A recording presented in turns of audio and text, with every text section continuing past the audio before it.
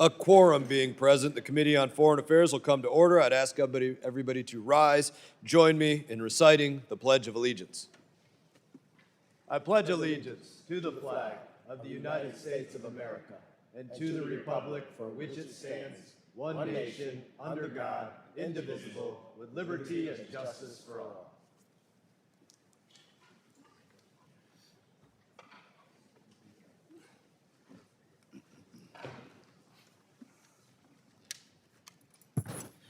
Good morning, everybody. The committee is meeting today for consideration of 20 separate measures. The chair announces that any requests for recorded votes may be rolled and may recess the committee at any point without objection. So ordered. Pursuant to House rules, I request that members have the opportunity to submit views for any committee report that may be produced on any of today's measures without objection. So ordered. Pursuant to notice, I now call up H.R. 7654, the Advance Global Health Act. The bill was circulated in advance, and the clerk shall designate the bill. H.R. 7654, to authorize the consolidation of reports required to be submitted by the Bureau of Global Health Security and Diplomacy of the Department of State and for other purposes. Without objection, the first reading is dispensed with, and the bill is considered read and open to amendment at any point, and I recognize myself for a statement on this bill. I want to thank my colleague, Representative Lawler, for leading this bill. Currently, the Bureau of Global Health Security and Diplomacy is required to submit on an annual basis more than 15 reports to Congress, each with varying timelines. As a result, the burden of creating these reports, often using historical data, has become increasingly time-consuming, bureaucratic, and resulted in delayed information. None of this added bureaucracy actually advances foreign policy. By allowing the department to consolidate these reports while keeping all necessary oversight information, more staff time will be freed up to actually implement the global health programming our tax dollars pay for. So I urge my colleagues to support this piece of legislation. Is there any further discussion? Ranking Member Meeks.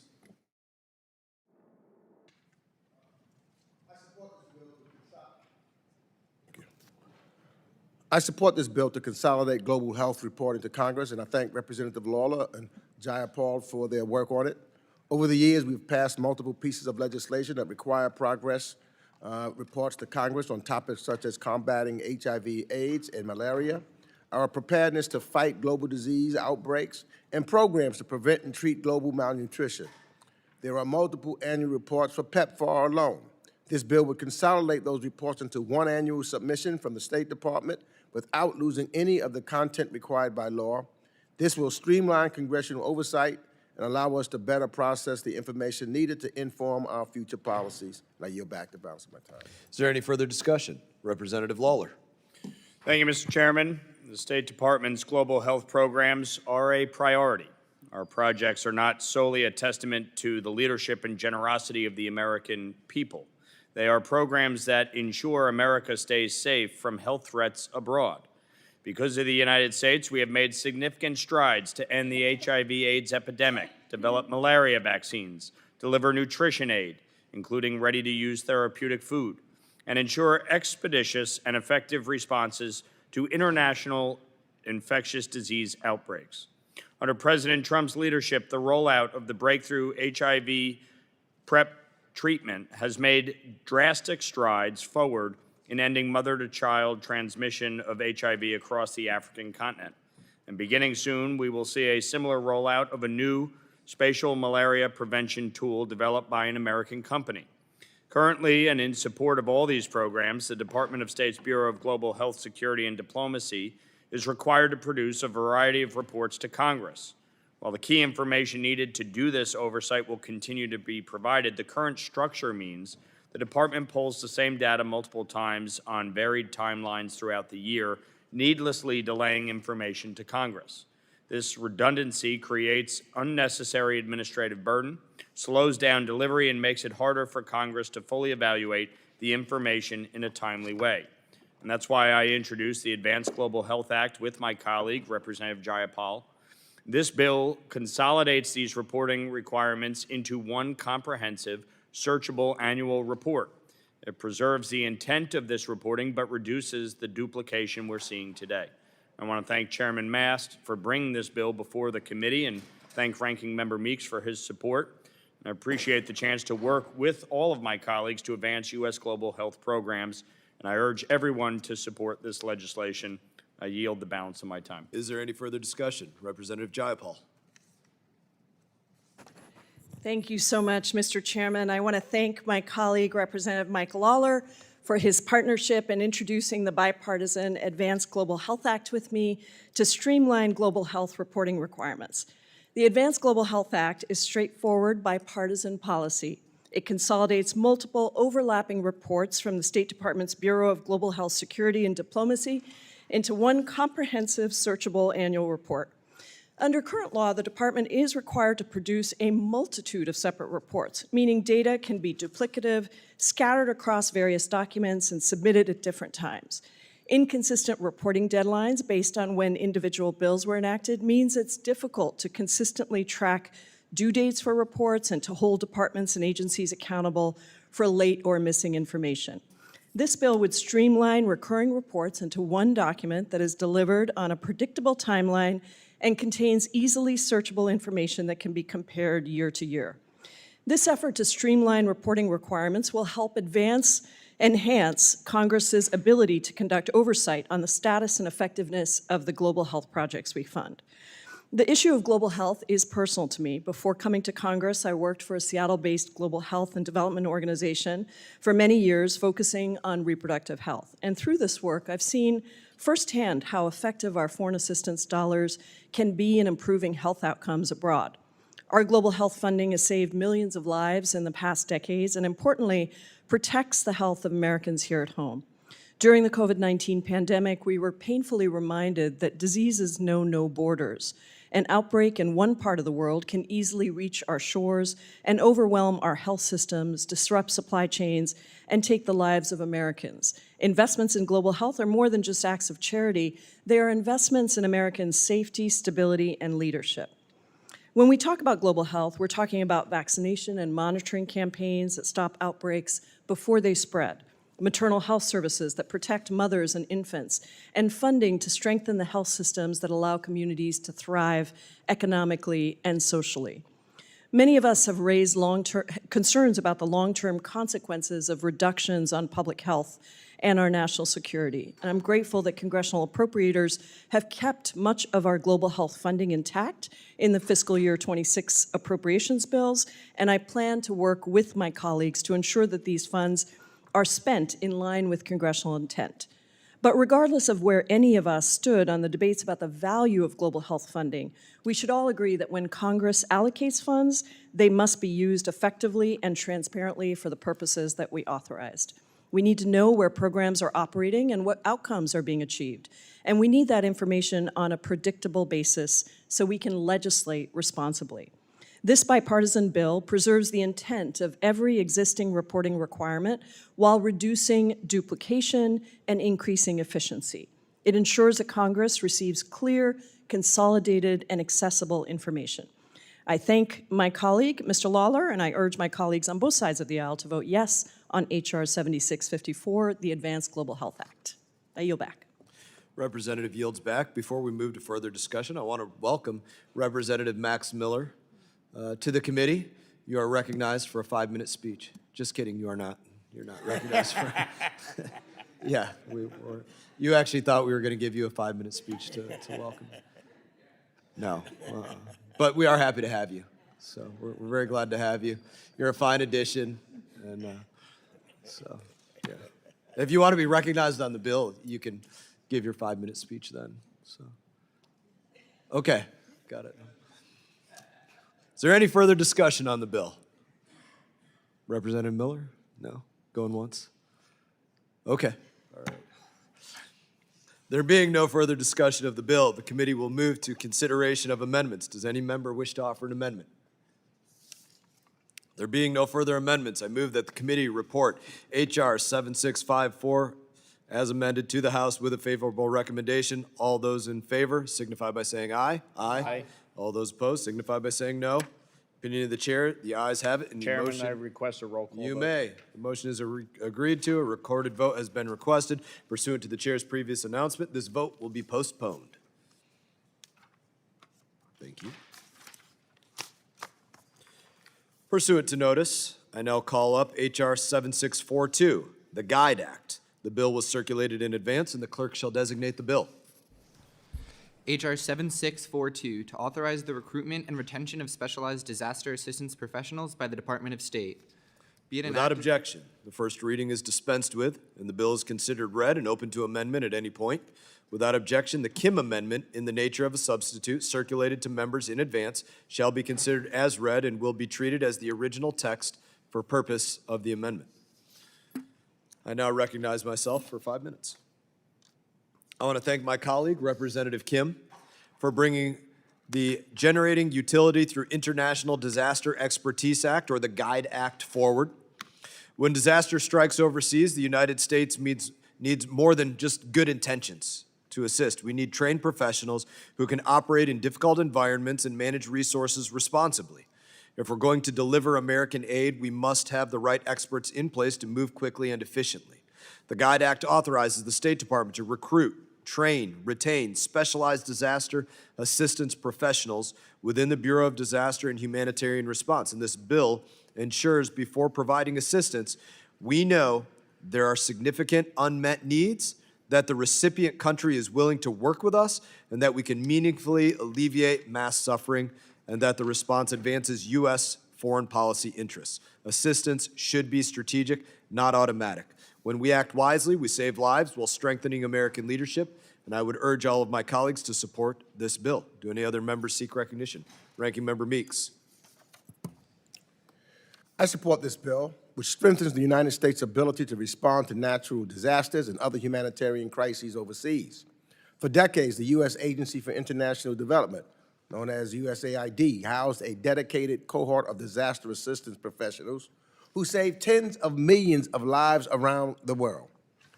President Trump fired these courageous Americans and disparaged their honorable service to this country. This bill could help rectify some of the damage caused by President Trump's actions, and I thank the majority for working with us to reach an agreement on it.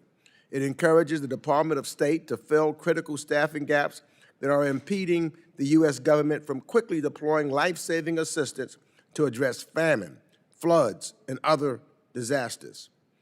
This is essential to saving lives, reducing human suffering, and promoting international peace and stability. I want to note that the State Department must take these staffing gaps seriously and work quickly to add much-needed personnel capacity. To that end, the bill would be improved by a requirement that the State Department report to Congress on its progress in addressing staffing needs. Nevertheless, I expect the State Department to be in regular touch with this committee to update us in the coming months on their progress. I yield back the balance of my time. Ranking Member yields back. Do any other members seek recognition? Representative Kim. Thank you, Chairman Mast and Ranking Member Mix, for holding today's markup and considering my bill, H.R. 7642, the Generating Utility Through International Disaster Expertise, or GUIDE Act. This bipartisan ANS equips the State Department to lead American international disaster response with precision, speed, and strategic purpose. It does so by directing the Secretary of State to establish and maintain a dedicated program that recruits, trains, and retains specialized disaster assistance professionals. These professionals will possess expertise and technical skills in the fields that matter most during complex crises: public health, engineering, nutrition, protection, logistics, and finance. Through regular training, they will be ready for swift deployment, ensuring the United States can respond effectively when the next typhoon, earthquake, or humanitarian crisis strikes our allies and partners abroad. This is about doing American aid the right way: lean, expert-driven, and aligned with our national interests. A small, highly skilled workforce will deliver faster relief and maximum impact per taxpayer dollar. No bloated overhead, just decisive action that creates U.S. jobs and advances our leadership on the world stage. When disaster response is executed with clear priorities, it ensures that America is the partner of choice over adversaries and prevents instability that can trigger other problems like mass migration. As the bill's name suggests, America, not China or Russia, can and should serve as the world's foremost guide for disaster response relief.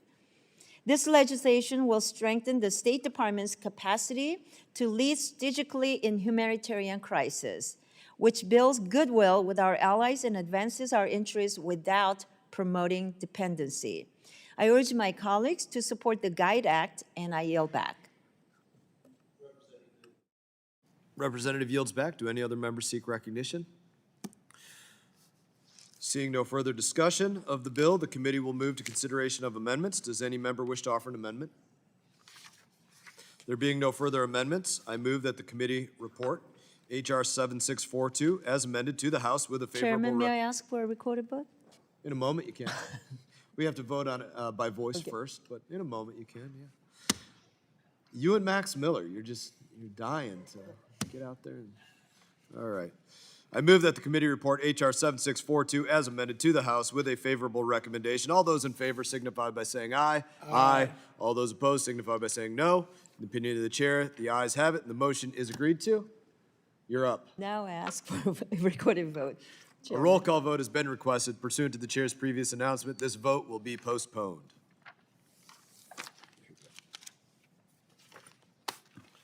Pursuant to notice, I now call up H.R. 7641, the Transparency in Foreign Assistance Act. The bill was circulated in advance, and the clerk shall designate the bill.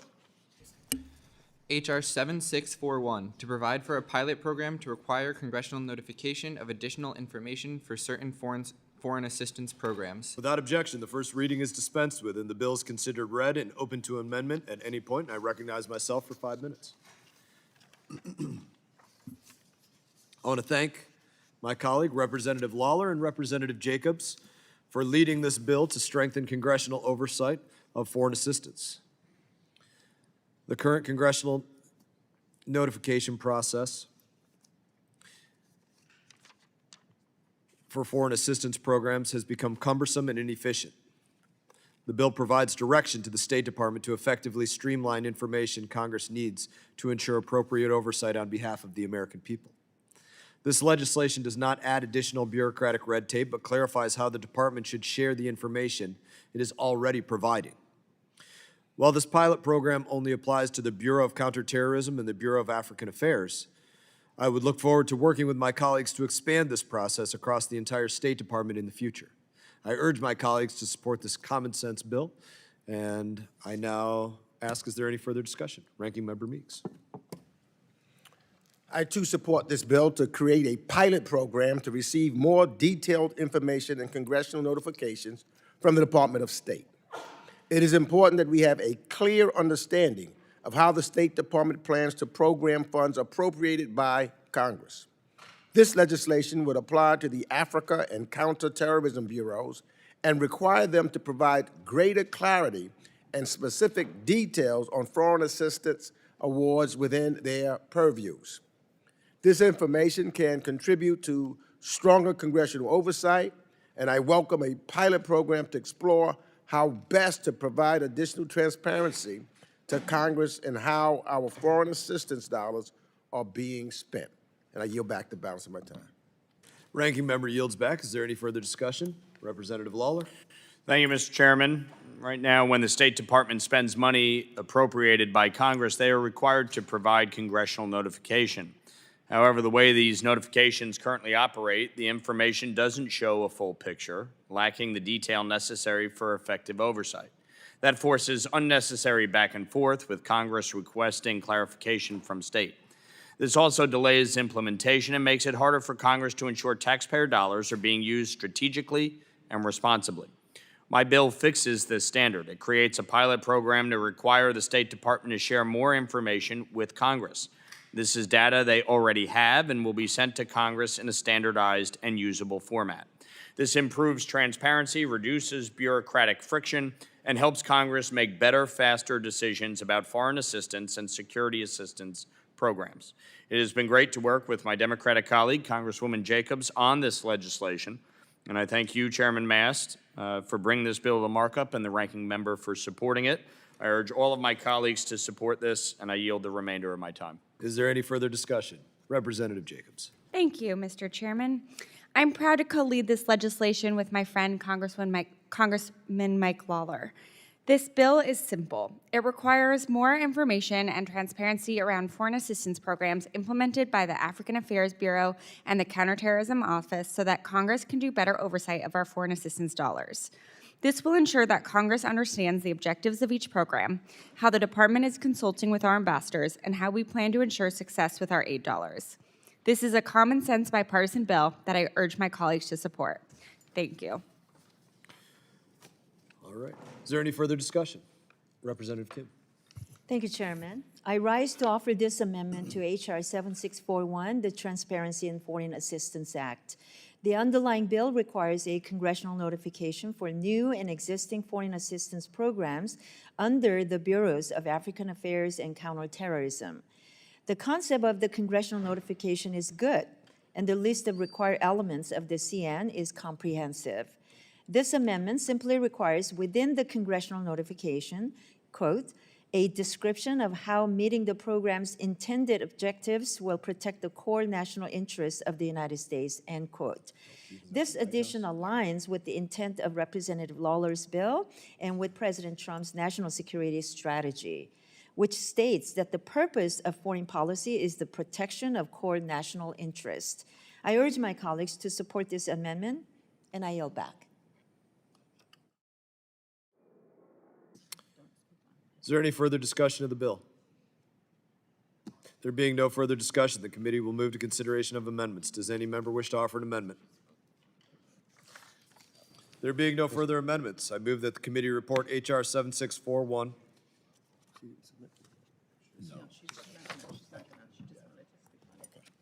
There being no further amendments, I move that the committee report H.R. 7641 as amended to the House with a favorable recommendation. All those in favor signify by saying aye. Aye. Aye. All those opposed signify by saying no. Opinion of the chair, the ayes have it. Request a recorded vote. In a minute, Lawler. No, he can. All right. No. A roll call vote has been requested. Pursuant to the chair's previous announcement, this vote will be postponed.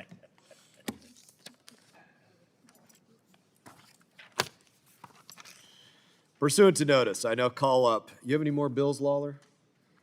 We might not. See, you have any more bills today? That's it? All right, you done for the day? Very good. Saved you some trouble. Pursuant to notice, I now call up H.R. 7633, the American Assistance Visibility Act. The bill was circulated in advance, and the clerk shall designate the bill. H.R. 7633, to require the United States flag to be displayed on United States foreign assistance. Without objection, the first reading is dispensed with, and the bill is considered read and open to amendment at any point. Without objection, the H.Res amendment in the nature of a substitute circulated in advance to members in advance shall be considered as read and will be treated as the original text for purpose of the amendment. I recognize myself for 5 minutes.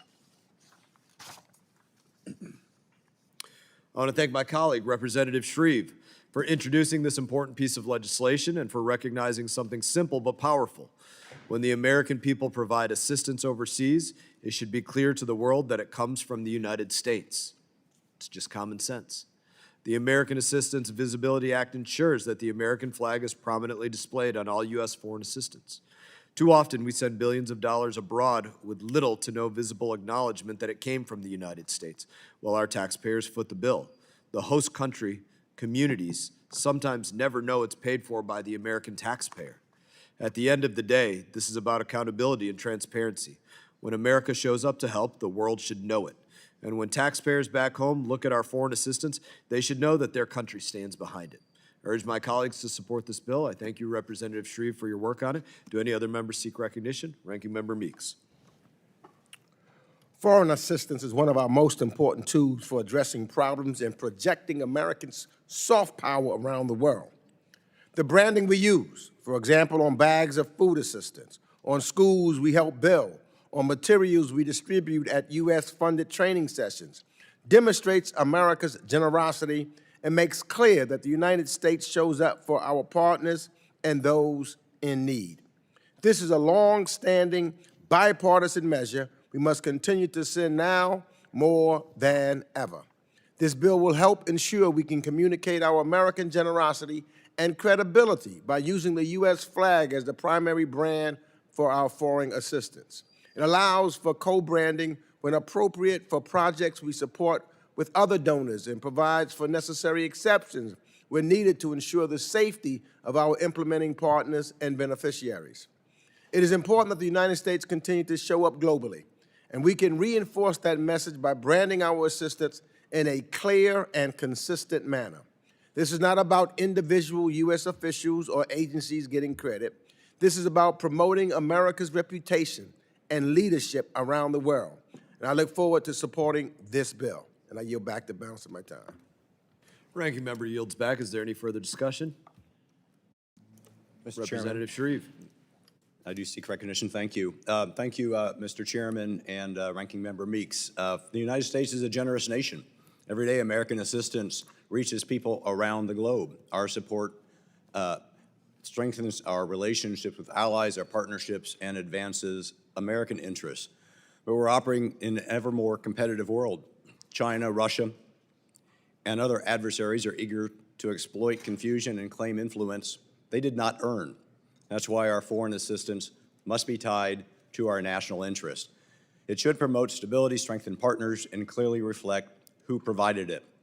My amendment and this bill do something simple and sensible. It requires tangible items provided through U.S. foreign assistance, equipment, vehicles, food, aid, medical supplies to clearly display the American flag. American assistance should never arrive anonymously. If American taxpayers paid for it, the American people should get the credit. Recipients should know this aid came from the United States, not from China, not from Russia, and not from anyone else trying to expand their influence at our expense. The American flag stands for freedom, hope, and opportunity. When American aid reaches those in need, that should be unmistakable. Let's make sure American leadership is visible, recognized, and never mistaken for someone else's. I urge support of this amendment, and I yield back. Is there any further discussion? Seeing none, the committee will move to consideration of amendments. Does any member wish to offer an amendment? There being no further amendments, I move that the committee report H.R. 7633 as amended to the House with a favorable recommendation. All those in favor signify by saying aye. Aye. All those opposed signify by saying no. In the opinion of the chair, the ayes have it, and the motion is agreed to. Would you like a recorded vote? May I request a recorded vote on this? Yes, you may. Representative Kim, a roll call vote has been requested pursuant to the chair's previous announcement. This vote will be postponed. Thank you. Pursuant to notice, I now call up H.Res. 971, condemning the coercive actions of the People's Republic of China against Japan in response to statements regarding Taiwan and reaffirming the United States' commitment to its allies in the Indo-Pacific region. The resolution was circulated in advance, and the clerk shall designate the resolution. H.Res. 971, condemning the coercive actions of the People's Republic of China against Japan in response to statements regarding Taiwan and reaffirming the United States' commitment to its allies in the Indo-Pacific region. Without objection, the first reading is dispensed with, and the resolution is considered read and open to amendment at any point. Without objection, the Kim amendment in the nature of a substitute circulated in advance to members shall be considered as read and will be treated as original text for purposes of the amendment. Now I recognize myself for a statement. I want to thank my colleague, Chairwoman Kim, for leading this resolution ahead of the Japanese Prime Minister's visit to D.C. This resolution condemns the Chinese Communist Party's campaign of economic coercion and diplomatic intimidation against Japan, a close ally and cornerstone of stability in the Indo-Pacific. Japan's Prime Minister was simply stating the truth, that peace and stability across the Taiwan Strait matters to the international community. China's response was to threaten, pressure, and punish. This is a pattern we have seen before and one we cannot allow to be normalized. When Beijing retaliates against allies for speaking plainly about Taiwan, it is testing the resolve of the entire alliance system the United States has built. I urge my colleagues to support this resolution and send a clear signal to Beijing that the United States stands with Japan and stands with every nation in the region that refuses to be bullied into silence. Do any other members seek recognition? Ranking Member Meeks. I strongly support the United States-Japan alliance and stand with Japan in the face of Beijing's irresponsible and coercive actions. After the Japanese Prime Minister made remarks regarding Taiwan in November, Beijing engaged in a campaign of economic, military, and diplomatic bullying against our ally. This included dangerous military maneuvers, diplomatic threats, and punitive economic measures meant to intimidate Japan into adhering to Beijing's wishes on Taiwan policy. I was deeply troubled that this administration was slow to come to Japanese defense publicly. When one of our treaty allies is coerced in or threatened, we should not be taking a back seat. So I'm glad that through this resolution by Representative Young Kim and Barrett, Congress can demonstrate our bipartisan support for Japan and our unified rejection of Beijing's coercion. I'm also glad to say that Beijing's coercion has backfired. Instead of bending to Beijing's whim, Prime Minister Takeshi and the Japanese government have emerged with an even stronger mandate and plan to bolster Japan's defense. I'm satisfied with that, and I yield back the balance of my time. Do any other members seek recognition? Representative Kim. Thank you, Chairman.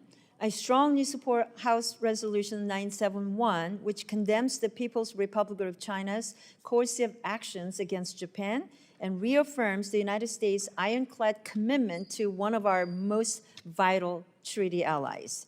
Since World War II, the U.S.-Japan alliance has been the cornerstone of peace and stability in the Indo-Pacific. This partnership, which is forged in the Treaty of Mutual Cooperation and Security, has allowed Japan to flourish as a democratic nation and served as an anchor for the entire region. This relationship goes deeper than security. Japan is the largest foreign investor in the United States and one of our top trading partners, supporting hundreds of thousands of American jobs. Our alliance is not just strategic, it is economic, and it is essential. Today, that alliance is being tested. The Chinese Communist Party, through coercion, illegitimate territorial claims, and attempts to alter the status quo by force, is directly threatening Japan's sovereignty and security. Japan has responded not with provocation, but with principled, measured leadership. In November 2025, Prime Minister Sanae Takaichi stated before the Japanese Diet that a Chinese military action or blockade against Taiwan, end quote, could become a survivor-threatening situation, end quote, for Japan. This is a sober assessment given Japan's geographic proximity, its dependence on open sea lanes, and its national security interests in cross-strait stability. Rather than engage diplomatically, Beijing retaliated with alarming aggression. China escalated military provocations near the Senkaku Islands and in international airspace. It imposed rare earth export restrictions, enacted travel bans, and pursued cultural cancellations. Most shockingly, one Chinese consul general publicly threatened to cut off Prime Minister Takaichi's filthy neck for her words. This is not the behavior of a responsible power. It is intimidation. This resolution condemns these coercive measures in the strongest terms. It demands that China cease the military provocations, economic pressure, and diplomatic intimidation that is directed at Japan. It reaffirms the U.S.-Japan alliance and supports Japan's sovereign right to speak freely about threats to its own national security. The ANS to this bill clarifies that the contested waters of the Senkaku Islands are administered by Japan, which the United States has consistently acknowledged since 1972. It also includes details on one of the latest coercive actions by the PRC, which was to prohibit exports of dual-use items to 20 Japanese companies.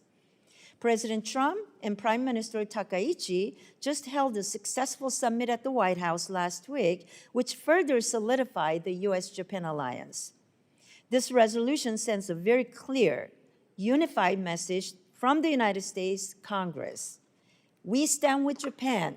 We honor our alliance, and we will not allow coercion to silence our friends or destabilize the Indo-Pacific. I urge my colleagues to support this resolution, and I yield back. Is there any further discussion? Yes. Representative Barra. Thank you, Chairman and Ranking Member Meeks. I'd like to speak in support of H.Res. 971, condemning the coercive actions of the People's Republic of China against Japan in response to statements regarding Taiwan, and reaffirming the United States' commitment to its allies in the Indo-Pacific region. I'd also like to thank my colleague, Chairwoman Young Kim, for introducing this resolution with me, and I urge my colleagues to join me in supporting this bipartisan resolution. On November 7th, 2025, Prime Minister Takaichi made comments before the Japanese Diet that if the PRC was to use battleships against Taiwan or engage in a naval blockade of Taiwan involving the use of force, it could constitute a survival-threatening situation for Japan. According to Japan's Peace and Security Legislation 2015, Japan can exercise collective self-defense if an armed attack on another country in a close relationship with Japan threatens Japan's survival. While the remarks made by Prime Minister Takaichi are entirely justified and reflect the sovereign right of nations to speak on regional concerns, the PRC has responded with both economic and military coercion. The PRC issued a travel advisory urging Chinese citizens to avoid traveling to Japan, citing alleged security concerns, and major Chinese airlines offered full refunds and free changes for Japan-bound flights, resulting in an estimated $1.2 billion loss to Japan's tourism sector. The PRC also escalated tensions by dispatching fighter aircraft and bombers into airspace near Okinawa and sent a Chinese Coast Guard fleet to conduct patrols in the contested waters surrounding the Senkaku Islands. China also imposed a complete ban on Japanese seafood imports, and in February announced it would prohibit the export of dual-use items to 20 Japanese firms. These actions are just the latest and clear and persistent pattern of Beijing employing economic coercion and military tactics to suppress narratives it deems unfavorable. This resolution condemns the coercive actions taken by the People's Republic of China against Japan in response to Prime Minister Takaichi's statements regarding Taiwan, reaffirms the ironclad commitment of the United States and its alliance with Japan, supports the sovereignty of the government of Japan to express views on matters of regional and international concern without fear of economic or military coercion, commends the government of Japan for its commitment to peace and stability in the Taiwan Strait, calls upon the PRC to cease its coercive actions against Japan and engage in constructive dialogue on matters of regional concern, and commits to strengthening U.S. cooperation with Japan and other regional partners to deter aggression and maintain stability in the Indo-Pacific region. H.Res. 971 sends a strong signal to Japan and the PRC that the United States stands by our allies in the face of economic coercion. I encourage all my colleagues to support this resolution, and I yield back. Is there any further discussion? There being no further discussion of the resolution, the committee will move to consideration of amendments. Does any member wish to offer an amendment? There being no further amendments, I move that the committee reports H.Res. 971 as amended to the House with a favorable recommendation. All those in favor signify by saying aye. Aye. All those opposed signify by saying no. In the opinion of the chair, the ayes have it and the motion is agreed to. A recorded vote has been requested. Pursuant to the chair's previous announcement, this vote will be postponed. Thank you.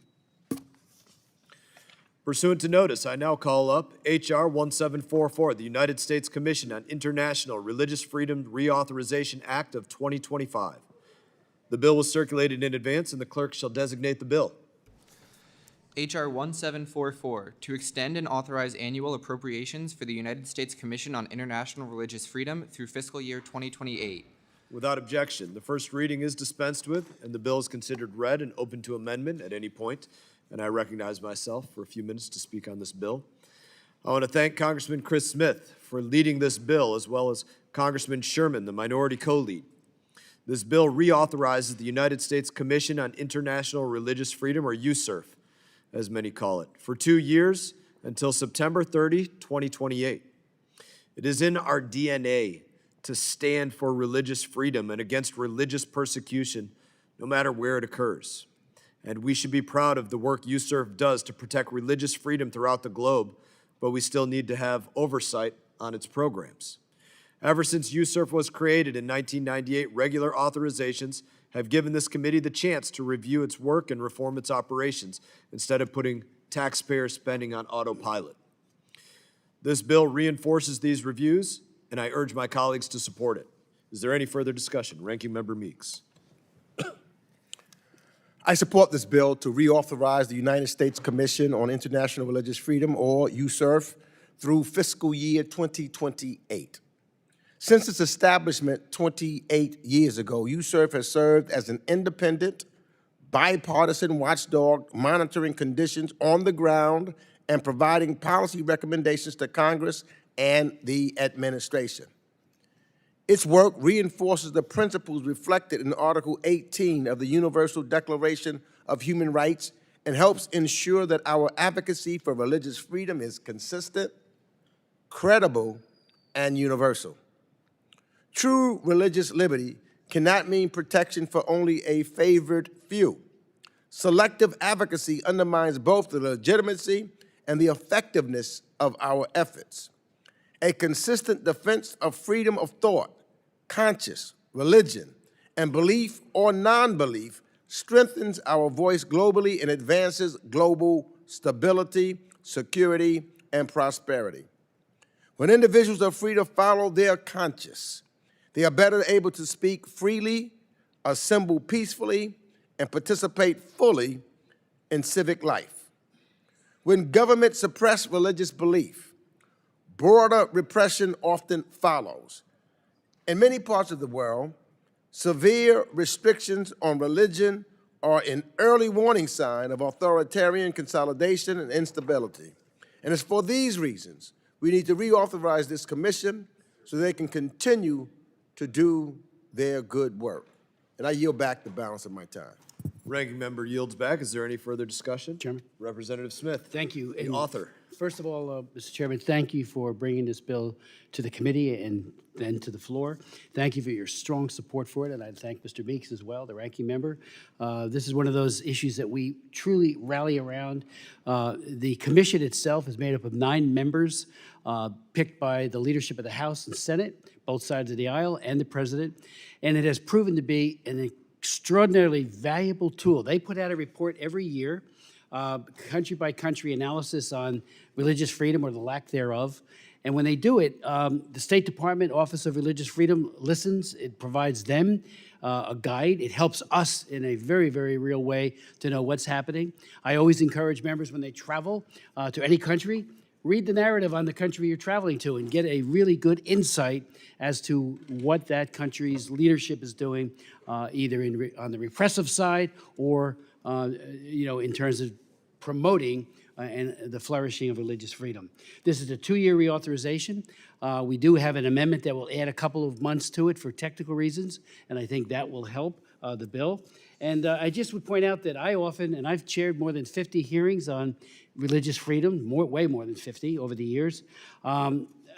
We just had Joe Biden's top pick, who is still on the commission, testified 2 weeks ago on an issue with regards to the R20 and the hope that we'll have a religious freedom component to that when it's held in the United States and follow up to what happened in Indonesia. And it was a tremendous hearing, but he provided, again, some great insights.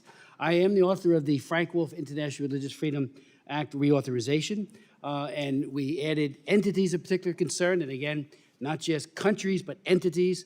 And again, the Freedom Report includes all of that, and they take it to the next level. They do it in a scholarly fashion, and it makes all the difference in the world. I want to note out there in the last tier of is Doug Anderson.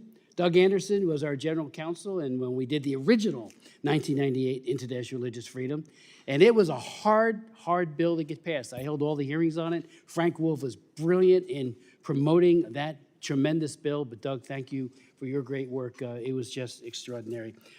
Today we have as Vicki Hartzler, our former colleague, as the head of the commission. She's doing a stellar job, very smart, very effective, very informed, and knows how to get it done. So I just can't tell you how grateful I am for the work that USERF has done, the acronym, of course, for the Religious Freedom Commissions. And I do have an amendment, Mr. Chairman, at the appropriate time that just adds those extra couple of months to it. We'll let the discussion continue, and then we'll get to the amendments in a moment. Are you yielding back? I yield back. Very good. Is there any further discussion?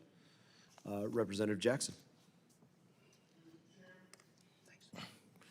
Mr. Chairman, I support this bill, and I thank Representative Smith for his efforts regarding religious freedoms across the globe.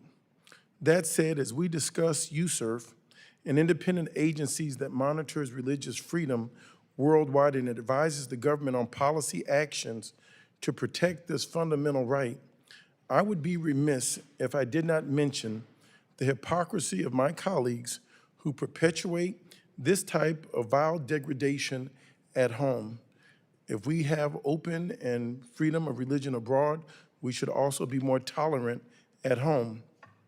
This administration holds itself up as a defender of religious freedom, yet openly embraces Christian nationalism. This administration, led by the president, has a long history of anti-Muslim rhetoric, and more dangerously, anti-Muslim policies. He called for, and let me share with you on this board,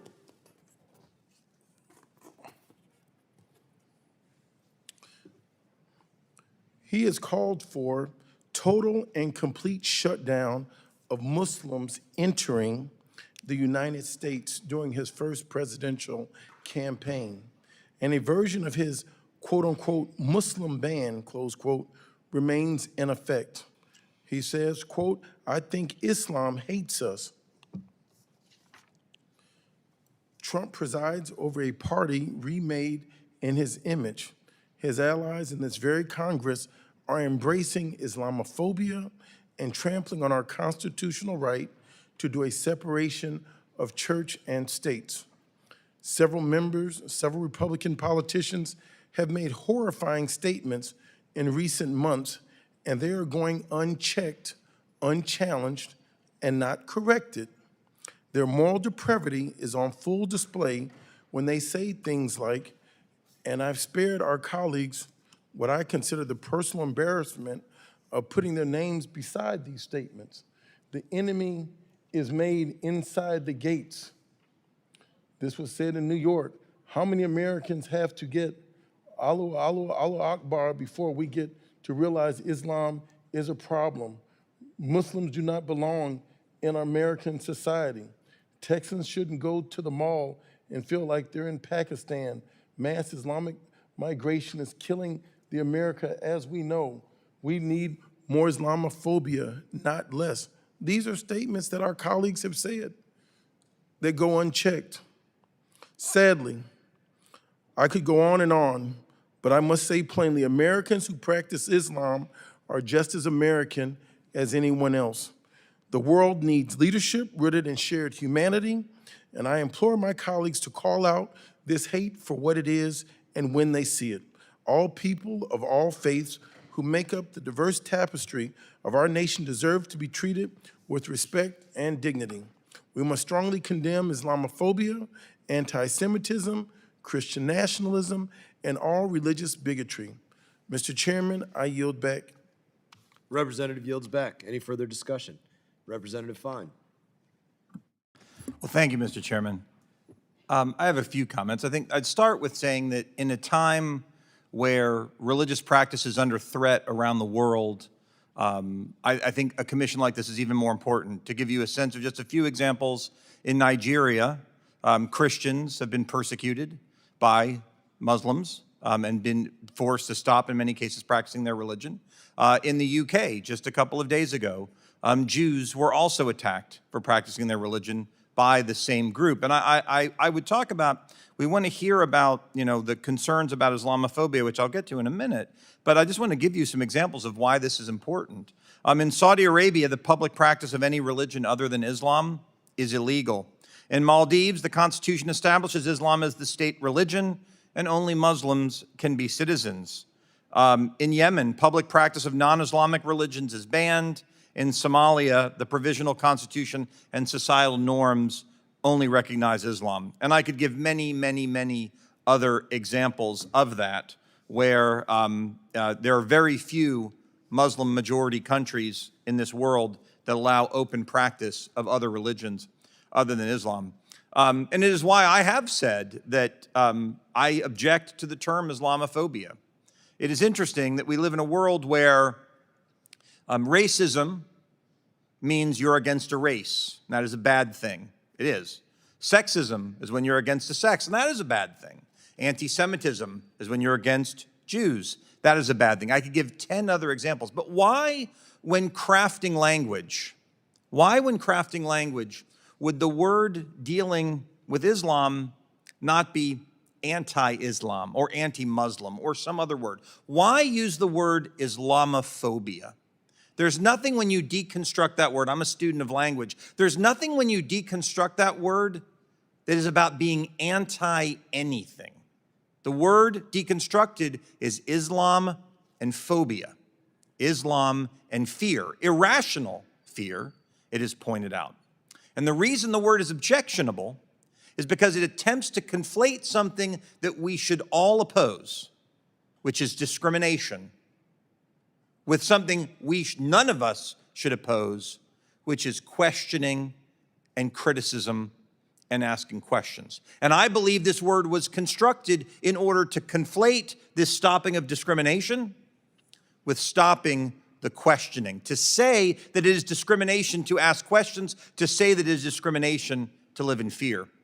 Now, since the conflict in Iran started, we have had 4 terrorist attacks in this country. 4, all practiced by one religion in 4 separate states by 5 Americans using 3 guns, 2 bombs, 1 truck, yet all screaming the same prayer. And I would point out that the practitioners who went into the largest Reform synagogue in the United States and tried to blow it up, they were trying to get in the way of religious freedom. The ones who threw bombs in New York were trying to get in the way of freedom of assembly. The ones who shot people in Texas were trying to create fear. And so we cannot allow, whether it is this commission or in other times, legitimate questions and legitimate concerns to be conflated with discrimination. We do have religious discrimination problems in this world. They are real, but we have to talk about them no matter how uncomfortable it makes us. I have said it before, and I have said it again. Fear of Islam is rational. That is why Islamophobia does not exist. If they want to craft another word to come up with discrimination, I will fully embrace that. But as long as that word is used to conflate legitimate criticism with discrimination, I think there's a moral bankruptcy that we all have to deal with. This commission is important, not just for the U.S. and around the world. I'm glad this bill is being brought forward, and I look forward to supporting it today. Thank you, Mr. Chairman. Representative yields back. Any further discussion? Seeing none. Chairman, I got an amendment at the desk. He's already been recognized. There being no further discussion, the committee will move to consideration of amendments. Does any member wish to offer an amendment? I have an amendment at the desk. Representative Smith.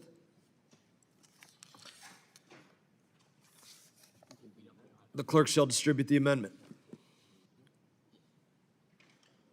Clerk shall report the amendment. Amendment to H.R. 1744, offered by Mr. Smith of New Jersey. Without objection, further reading of the amendment is dispensed with. Representative is recognized for 5 minutes. Thank you, Mr. Chairman. First of all, let me just say thank you for working with us to extend by just a few months, but it's an important few months to this reauthorization. You put together a roundtable with Vicki Hartzler, and other members of the commission, and part of the concern that they expressed was their inability to pay some staffers in the second year of the authorization. certain benefits, and this helps to alleviate some of that pressure, so I deeply appreciate that. I also would say to my very distinguished colleague, Mr. Jackson, and I understand we do get along very well on all these religious freedom issues, but I have to tell you that I differentiate very profoundly, a bright line of demarcation between radical jihadists and non-jihadist Muslims. I remember being in Sarajevo and got to know the top Muslim cleric for that region, Res Suric. He was an absolute man dedicated to God and family and to his fellow Muslims. And he was very concerned about the Wahhabism that was making its way into his country. All radical, kill the infidel, and of course take more moderate Muslims and coerce them into a radical mindset.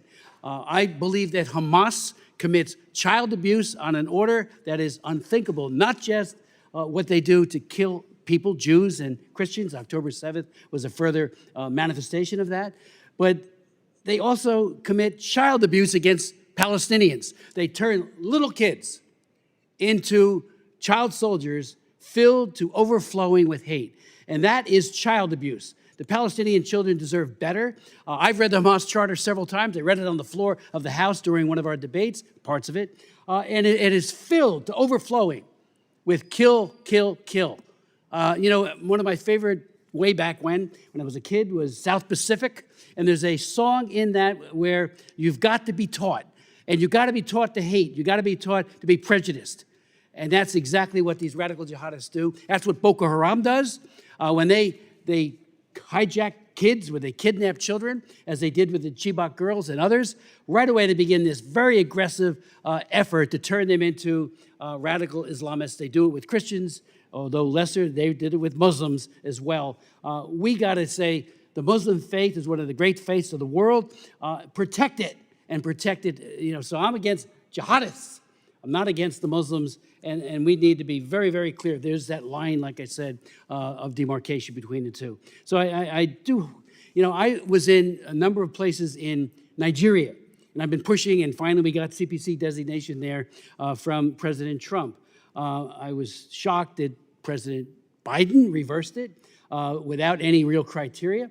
But when I would meet with imams in Nigeria, I met with a lot of Christian leaders as well, they would tell me that if they speak out, they will be killed. That there will be the radical element that will visit them and their mosque and blow them up or kill them. So they normally pretty much stay silent to avoid that terrible outcome. We need to be behind them. They are co-religionists in a sense, in that they're people of the book, and we need to be far more. I think we need to discern better that we're not against Islam. We're against radical Islam, because they are a threat, not only in this country, but above all in the Middle East and parts of Africa. So I do hope that members can vote for the amendment, and I yield back, Mr. Chairman, the balance of my time. Very good. I support this amendment. I want to thank Congressman Smith for working on it with me. It extends USCIRF's authorization for 3 more months from September 28 to December of 28. In other words, from the end of the fiscal year to the end of the calendar year. It is a small change, but one that makes sense. A longer authorization will help the Commission carry out its work more effectively, while also giving the next Congress the opportunity to take up their own reauthorization of this legislation. Do any other members seek recognition? Ranking Member Meeks. I support this amendment that extends the authorization of USCIRF. Protecting religious freedom abroad advances our values and interests. It promotes stability, pluralism, and respect for fundamental rights. But let me also say, I'm against hate. And I'm against radicalism in any religion. And I don't point out radicalism in just one, because every religion has some radicals in them. That's hate. And I oppose hate. You should not point someone out. If you hate somebody because they believe in a certain religion, let's wipe that out. That's what we've got to get rid of in our society. People look at somebody and they blame the religion as opposed to the individuals that are committing the crime. We can show at every level where somebody from some different religion committed a hate act. That's bad, and we got to stop that. But to say that we want to just point out one religion as opposed to other, that's bad also. Because you're saying and trying to group people, put a religion in a particular perspective. Religion is a way of life for everyone. And we should respect a person in the religion in which they believe in. And we should call out, all of us, if somebody hates or is anti-Semitic or someone hates people because they're Jewish, call it out. If they hate them because they're Muslim, call it out. If they hate it because they're Christian, call them out. If they hate you because of your ethnicity, call it out. We've got to get this poison out of not only the system here, but around the world. Because in the end, we are all human beings. We all share this earth. We all need to respect one another. Respect is what this is all about. And we can learn from one another because each religion has great history. It teaches us how to live. And we should live together, not use and find something that separates us. So this is why I support this bill, because the language in it brings us together and calls it out around the world. And the United States is still in the world. We've got to call it out here. We've got to call it out anywhere. So I support this bill.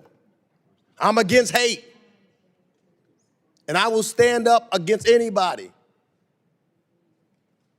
who hates someone because of the religion that they believe, the color of their skin, the way they speak, or anything of that sort. I support this amendment. I yield back the balance of my time. Representative yields back. Ranking member yields back. Any other members seek recognition?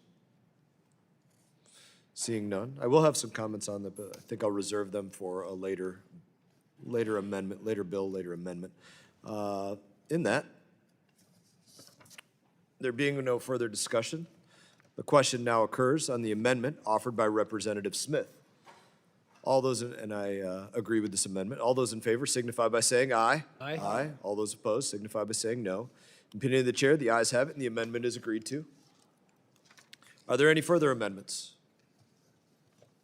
Seeing none. Being no further amendments, I move that the committee report H.R. 1744 as amended to the House with a favorable recommendation.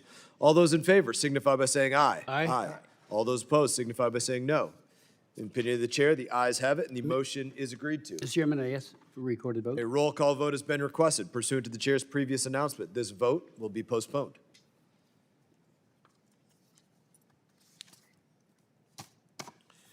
Pursuant to notice, I now call up H.R. 3477, Chip Security Act. The bill was circulated in advance, and the clerk shall designate the bill. H.R. 3447, to require the Secretary of Commerce to issue standards with respect to chip security mechanisms for integrated circuit products and for other purposes. Without objection, the first reading is dispensed with, and the bill is considered read and open to amendment at any point.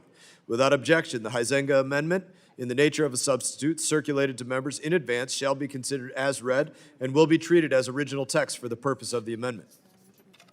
I now recognize myself for a few minutes to speak about the Chip Security Act. I want to thank Representative Huizenga for leading this essential legislation to prevent China from getting its hands on our Blackwell AI chips, as an example. We saw the importance of this legislation last week with the Department of Justice announcing charges against the co-founder and executive of AI server company, Supermicro, for leading an effort to smuggle $2.5 billion in AI chips to where, everybody could guess it, China. No surprise there. This is probably the biggest violation of export controls in U.S. history. We're continually talking about Chinese espionage, Chinese theft, Chinese diversion. Over and over and over again. We can't allow this to happen.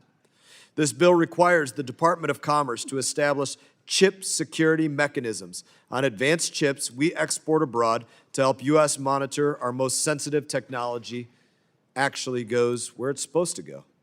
Put simply, if we're going to export advanced AI chips, we need confidence they don't end up in the hands of the Chinese military which I have very, very serious concerns about happening.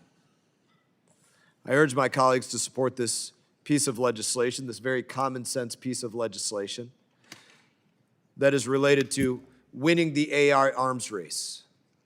It's not about having the best video game systems. AI, advanced AI chips, absolutely drive everything we see taking place on the battlefields right now in Iran, between Russia and Ukraine. They drive what takes place with decision-making on how nuclear weapons operate, who strikes first, who strikes last, who strikes when, who decides first, who decides last, who has more power to compute, who has less power to compute, whose AI can work to make their AI better faster, whose can't.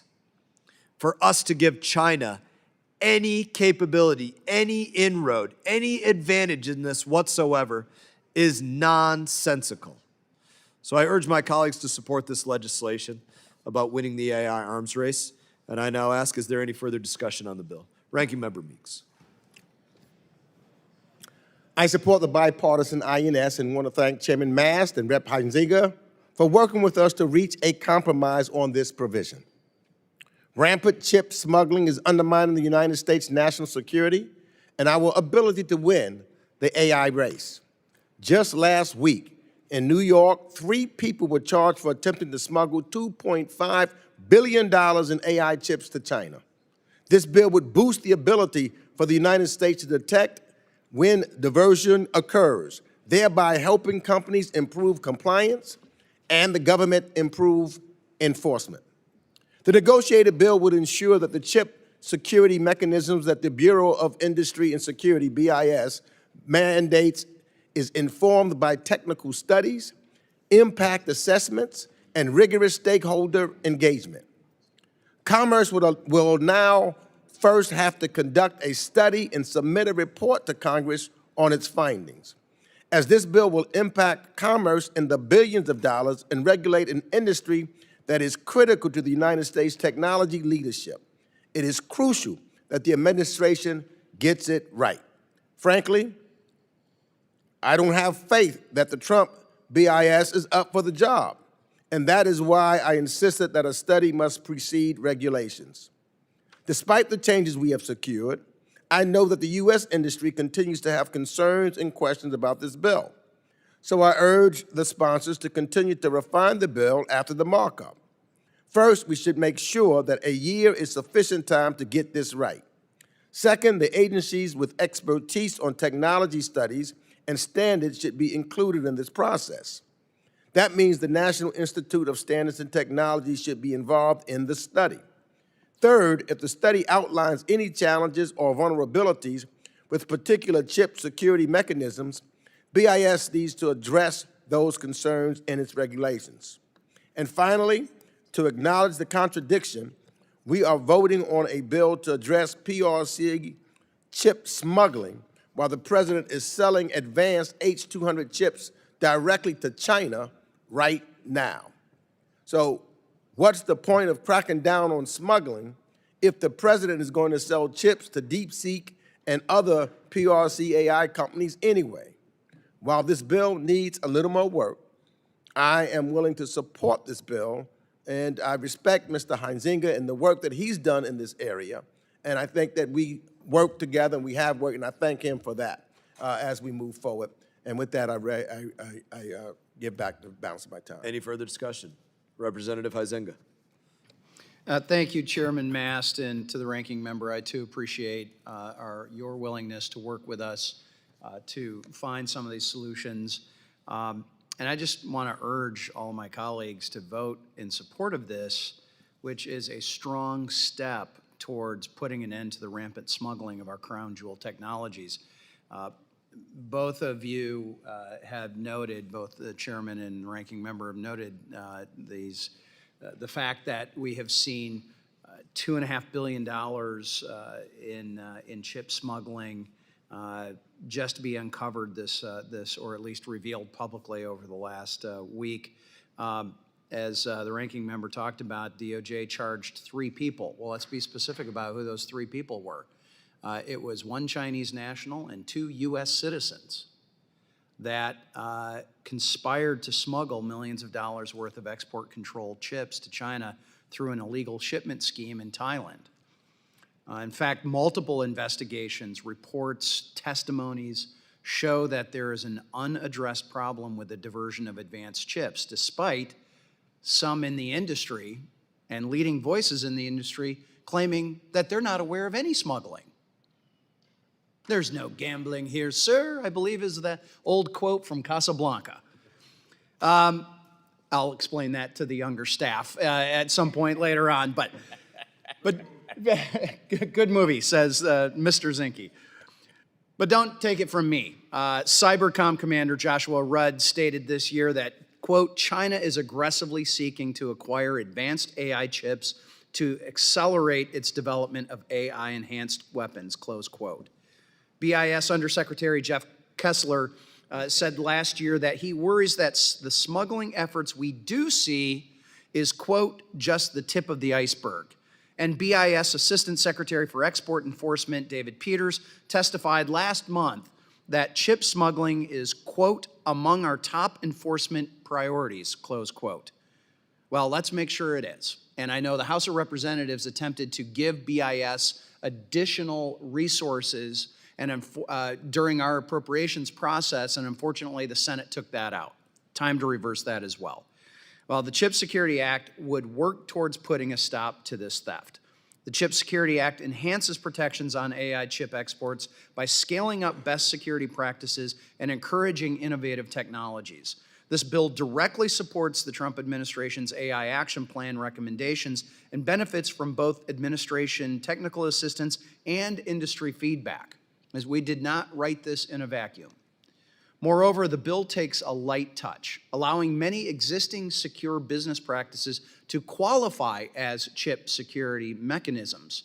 It does not mandate any one solution or any specific way of doing this. Instead, it gives the administration and industry maximum flexibility. And I want to be clear about something, Mr. Chairman, about some information that, misinformation that's been circulating on social media. I'm sure that's shocking everybody that everything on Twitter and on social media may not be true.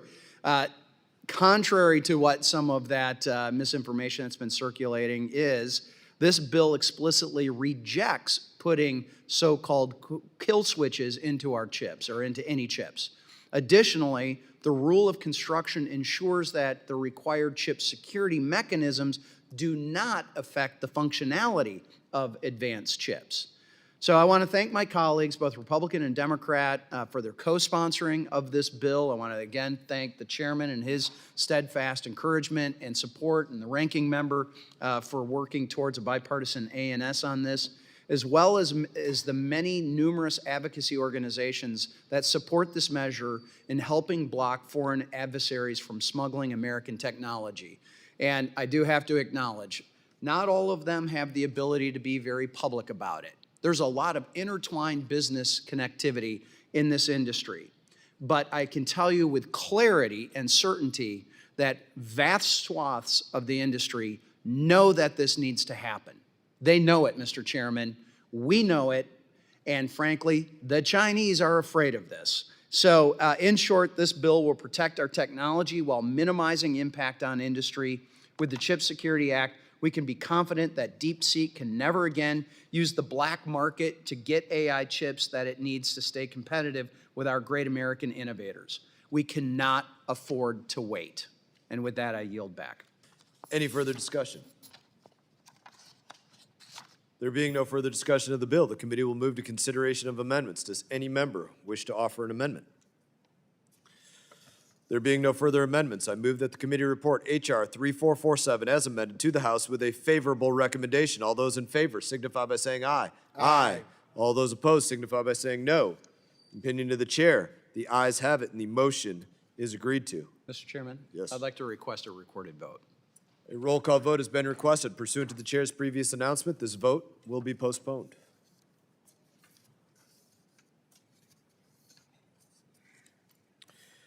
Pursuant to notice I now call up H.R. 7669, the Rejecting the Erasure of Afghan Women's and Girls Act. The bill was circulated in advance, and the clerk shall designate the bill. H.R. 7669, to require a report that describes the current restrictions imposed by the Taliban on women and girls in Afghanistan since August of 2021. Be it enacted by the Senate and House of Representatives. Without objection, the first reading is dispensed with, and the bill is considered read and open to amendment at any point. Without objection, the cum laude dove amendment in the nature of a substitute circulated to members in advance shall be considered as read and will be treated as original text for purpose of the amendment. I now recognize myself for a statement.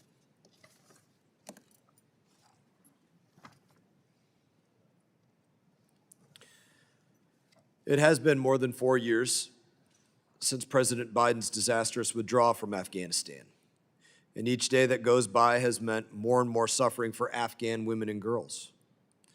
This bill is one step in continuing to hold the Taliban accountable for their barbaric cruelty against women and girls, which, to go back to a debate that was taking place previously about Muslims on Representative Chris Smith's USURF bill, the United States Commission on International Religious Freedom Reauthorization Act, what we talk about with the Taliban is absolutely tied to their religion.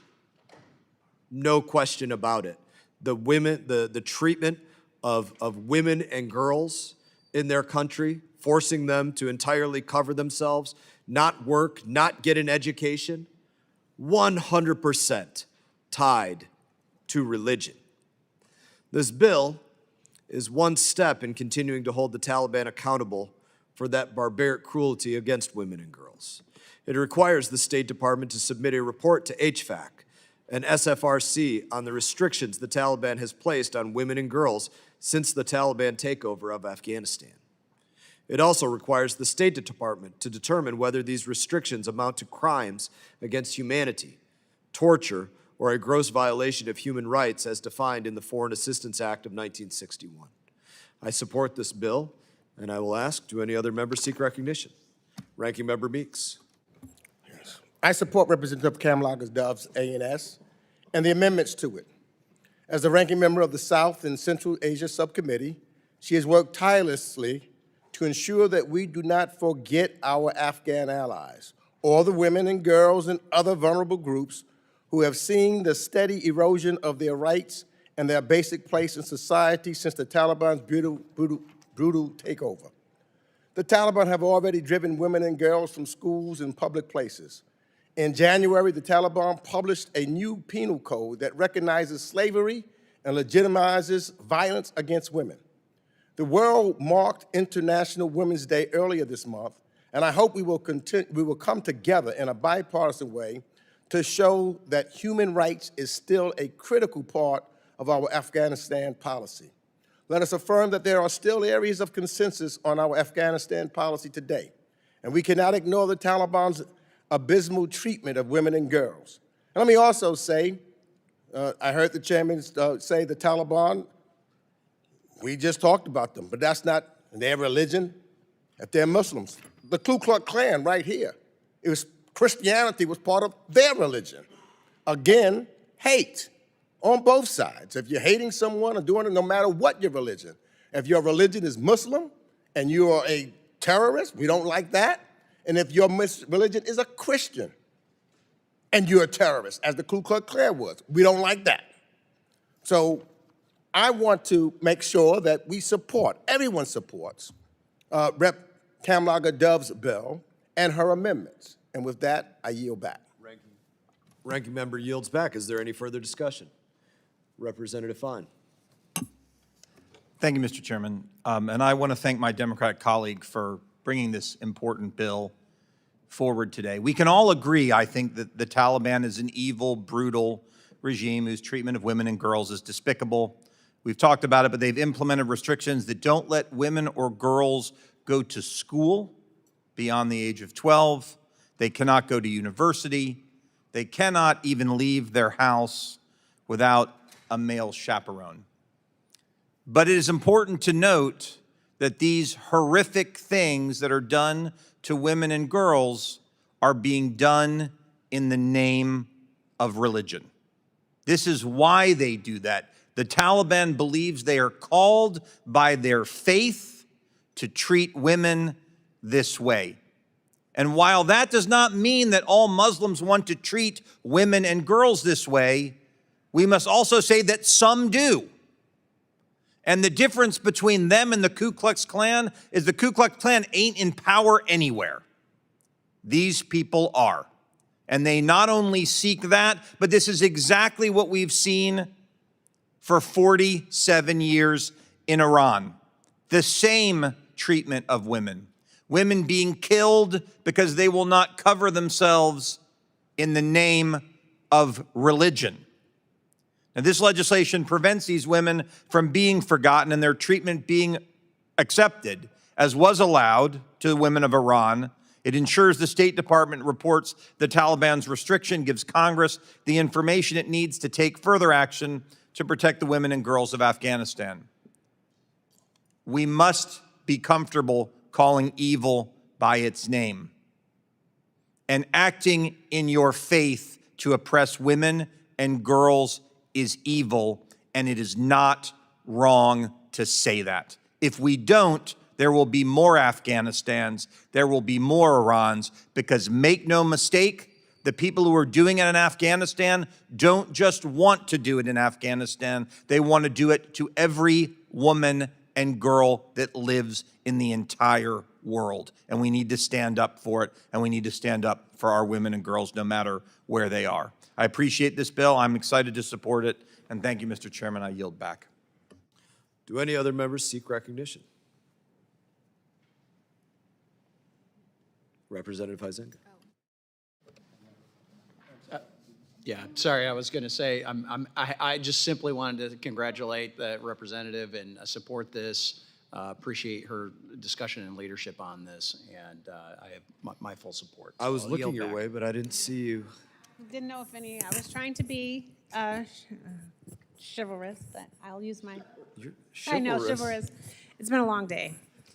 But I'm enough. ready to speak on the bill, sir, Mr. Chair. Would you like? Yes, I would. Very good. Thank you. If there is one thing this committee should agree on, it is that the Taliban are egregious human rights abusers, and no one has suffered more under Taliban rule than Afghan women and girls who face greater restrictions on their humanity and autonomy than anywhere else on the planet. In 2024, the Taliban issued an edict formally stripping Afghan women of nearly every right they are entitled to as human beings: education, employment, freedom of speech, freedom of movement, and freedom of religion. They even criminalized women's voices and faces. Then in January of this year, the Taliban issued a draconian criminal code to enforce this dehumanization, including stronger penalties for beating an animal than for beating a woman. It might sound like something out of a fiction novel, but it is anything but theoretical. There are Afghan girls in the room today who have lived under Taliban rule. They risked their lives to escape, and now, thanks to the nonprofit Afghan Scout Relief Fund, are pursuing the education they were denied in Afghanistan here in the United States. We cannot allow this outrageous Taliban repression to go unanswered, and we cannot abandon Afghan women as their humanity and their existence is under attack. My bill, the Rejecting the Erasure of Afghan and Women and Girls Act, is a forceful message to the Taliban that Congress will not back down in our support for Afghan women. Women who want nothing more than to go to school, to read, to dress how they want, to say what they want, and to make their own decisions about their future. My bill requires the State Department to document Taliban abuses against women and girls and determine whether those conditions constitute torture, crimes against humanity, or a gross violation of human rights. I also have 2 amendments I worked with the chairman to finalize that are the strongest rebuke yet of Taliban repression. Together, these provisions signal our refusal to ignore the suffering of Afghan women under the Taliban regime. I know some of my colleagues have put their lives on the line to fight the Taliban's tyranny. And yesterday, in a discussion about war, the chairman said that this is personal. Well, this issue is personal for so many of our vets whose lives were saved because of Afghan women. They have seen up close what the Taliban are capable of and the terror that Afghan women are living every day. I hope my bill will allow this committee to speak forcefully against the regime and its treatment of Afghan women. I am grateful to the chair and the ranking member for bringing my bill to markup, and to my subcommittee chair, Rep. Huizinga, for his continued principled leadership and co-sponsorship of my legislation. I urge all of my colleagues to get behind these women and girls, as was said earlier about another bill, and I yield back. Thank you, Representative Kamlager-Dove. I'm going to just take a point of privilege here. We do have 3 young ladies from Afghanistan who are here studying in the United States of America, being sponsored to study here. I don't want to do the injustice to your names that I would do if I tried to pronounce them. So I'm actually going to let you step up to that microphone right there and introduce yourselves. Hi, I'm Humaira Jaya, and I live in Massachusetts right now. Hello, thank you so much. My name is Zahra Murtazawi. Hello, thank you so much. I'm Taiba Haidari, and I live in New York. Thank you for introducing yourselves to us.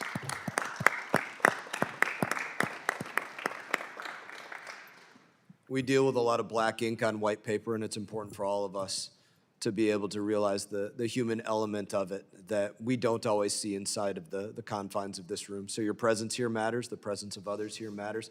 It's why it's so important, the travels that we undertake to truly witness the human element of everything that we deal with here bipartisanly. So thank you for your presence here today. Is there any further discussion? Representative Issa and then Representative Stanton after that. Thank you. I'm going to be brief because I'm going to be supporting the bill, but I want to expand the conversation just slightly. You have 3 young women here who are here, but the amount of people, including a great many women who helped us in Afghanistan, who were in the process and in many cases approved to come here, find themselves in places, including in Iran. Many of these people fled Afghanistan. They're eligible, but everything's been put on hold. And I think it's one of the important things, Mr. Chairman, for this committee to follow up on with the State Department and with the administration is to get an unhold on people who have gone through the process and now find themselves trapped. And I particularly am aware of a number of them that find themselves trapped in Iran, of all places, because they sought refuge there, and it isn't much better, as you know, but they can't get here even though they have done the right thing by the process. So I appreciate the gentlelady bringing up this point. I just wanted to expand it so that the committee continues to work toward as much relief as we can provide in the post-Afghanistan conflict era. And I thank the chairman and yield back. Representative Stanton. Thank you very much, Mr. Chairman. Thank you to my colleague, Congresswoman Kamlager-Dove, for leading on this very important bill in support of Afghan women and girls, including the young ladies who just introduced themselves before this committee. H.R. 7669 requires the Department of State to submit a report to Congress describing the current conditions imposed by the Taliban on Afghan women and girls since August 2021, and a determination as to whether such restrictions are crimes against humanity and violate international law. Since 2021, the Taliban has tightened its oppressive hold over the Afghan people. Entire families remain displaced. Girls are barred from schools, women barred from universities, most jobs in public spaces like parks, gyms, sports clubs. This means that almost half the population is not allowed to contribute to civic life or the economy in measurable ways. The suffering of Afghan women and girls are experiencing is serious and deserves our utmost attention and condemnation. Additionally, the Hazara, a long persecuted ethnic minority that accounts for nearly 20% of Afghanistan's population, have historically been targeted by the Taliban. A small Hazara community resides in my district, and I've had the privilege of hearing their stories. Several Hazara community members are now pursuing their academic degrees at Arizona State University. This legislation is a strong reminder that to the people of Afghanistan, including women and girls who bravely served alongside our troops for decades, remain in need of our support. This includes the fearless members of the Female Tactical Platoon, many of whom identify as Hazara. Many members of the Female Tactical Platoon who served alongside U.S. soldiers on elite missions are still awaiting permanent status in the United States. I bring their stories before the committee again and again to underscore the importance of congressional action to support them. Our obligation to our allies is immediate. We must pass the Afghan Adjustment Act, and we must loudly denounce the abuses suffered by women and girls and others that seek freedom from persecution in their home country. For Afghans rebuilding their lives in the United States, this is home. So I urge my colleagues to support H.R. 769, and I yield back. Representative Zinke. Thank you, Mr. Chairman, and I do support the bill, but it should be recognized there's other evil. And I find it interesting that we had 53 members of this body that couldn't find their way to condemn evil in Iran. And just let me give you a quote from the Ayatollah Khomeini. Female prisoners who are virgins must be raped before execution to prevent them from going to heaven. If there's evil, that capitalizes it. That capitulates it. I can't think of a more evil statement than that. And I also would encourage our colleagues to do the right thing when it comes to Iran as well. I yield. Representative yields back. Do any other members seek recognition? There being no further discussion, the committee will move to consideration of amendments. Does any member wish to offer an amendment? Representative Kamlager-Dove.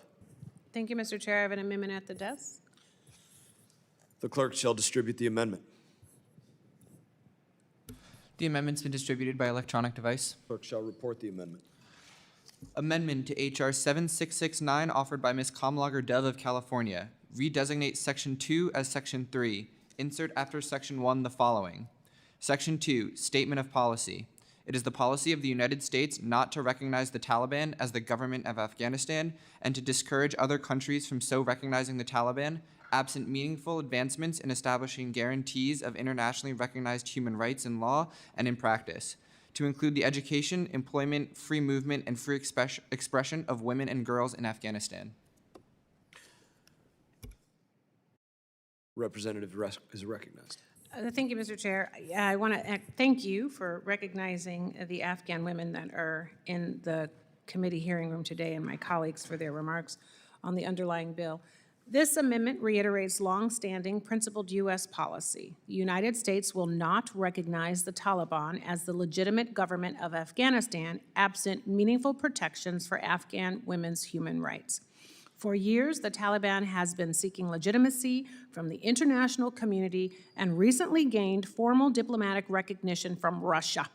This amendment would squarely reject the Taliban's efforts to masquerade as a legitimate government, which the subjugation of half their population shows to be a total farce. I urge all of my colleagues to support my amendment and oppose the Taliban's efforts to whitewash their abuses. Thank you, and I yield back. Do any other members seek recognition? Representative Fine. Thank you, Mr. Chairman. I support the amendment. The Taliban should never, ever be legitimized by anyone. It's a Muslim terror regime. It oppresses women. It silences opposition. It enforces a totalitarian ideology that persecutes the people of Afghanistan. No country should formally recognize what they call themselves. And I think it is important, particularly given some of the discussions we're having today. They call themselves not the United State of Afghanistan like we do in our country. They call themselves the Islamic Emirate of Afghanistan. They organize themselves as a religious, theocratic government inspired by a religion.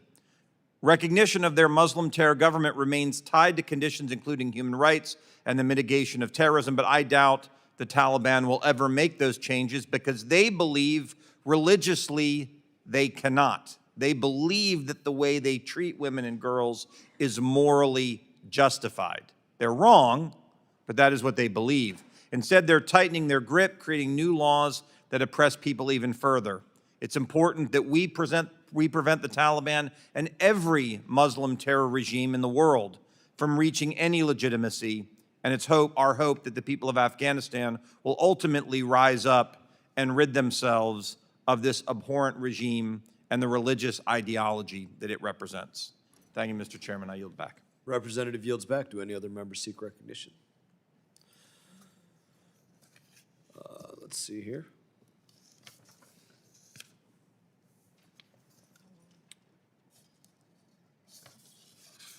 There being no further discussion, the question now occurs on the amendment offered by Representative Kamlager-Dove. All those in favor signify by saying aye. Aye. All those opposed signify by saying no. Opinion of the chair, the ayes have it, and the amendment is agreed to. Are there any further amendments?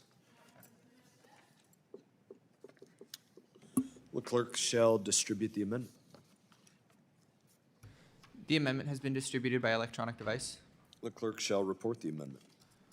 Amendment number 126 to H.R. 7669, offered by Ms. Kamlager-Dove of California. At the end, add the following. Section 3, Actions by the Secretary.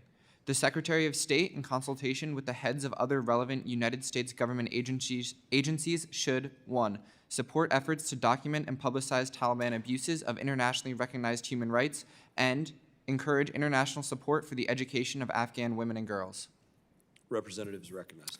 Thank you, Mr. Chair. This amendment urges the Secretary of State to publicize Taliban human rights abuses and to encourage international support for Afghan women's education. It recognizes that the United States has a critical role to play in rallying the international community to oppose the Taliban's treatment of Afghan women. I believe that the Secretary of State's leadership matters. The human rights violations he calls out matters. And if you believe that, and you believe Afghan women deserve a future, then I urge you to support my amendment. Thank you, and I yield back. Is there any further discussion?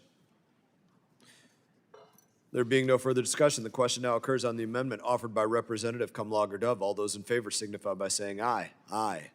All those opposed signify by saying no. Opinion of the chair, the ayes have it, and the amendment is agreed to. Are there any further amendments? There being no further amendments, I move that the committee report H.R. 7669 as amended to the House with a favorable recommendation. All those in favor signify by saying aye. Aye. All those opposed signify by saying no. Opinion of the chair, the ayes have it, and the motion is agreed to. A roll call vote has been requested pursuant to the chair's previous announcement. This vote will be postponed.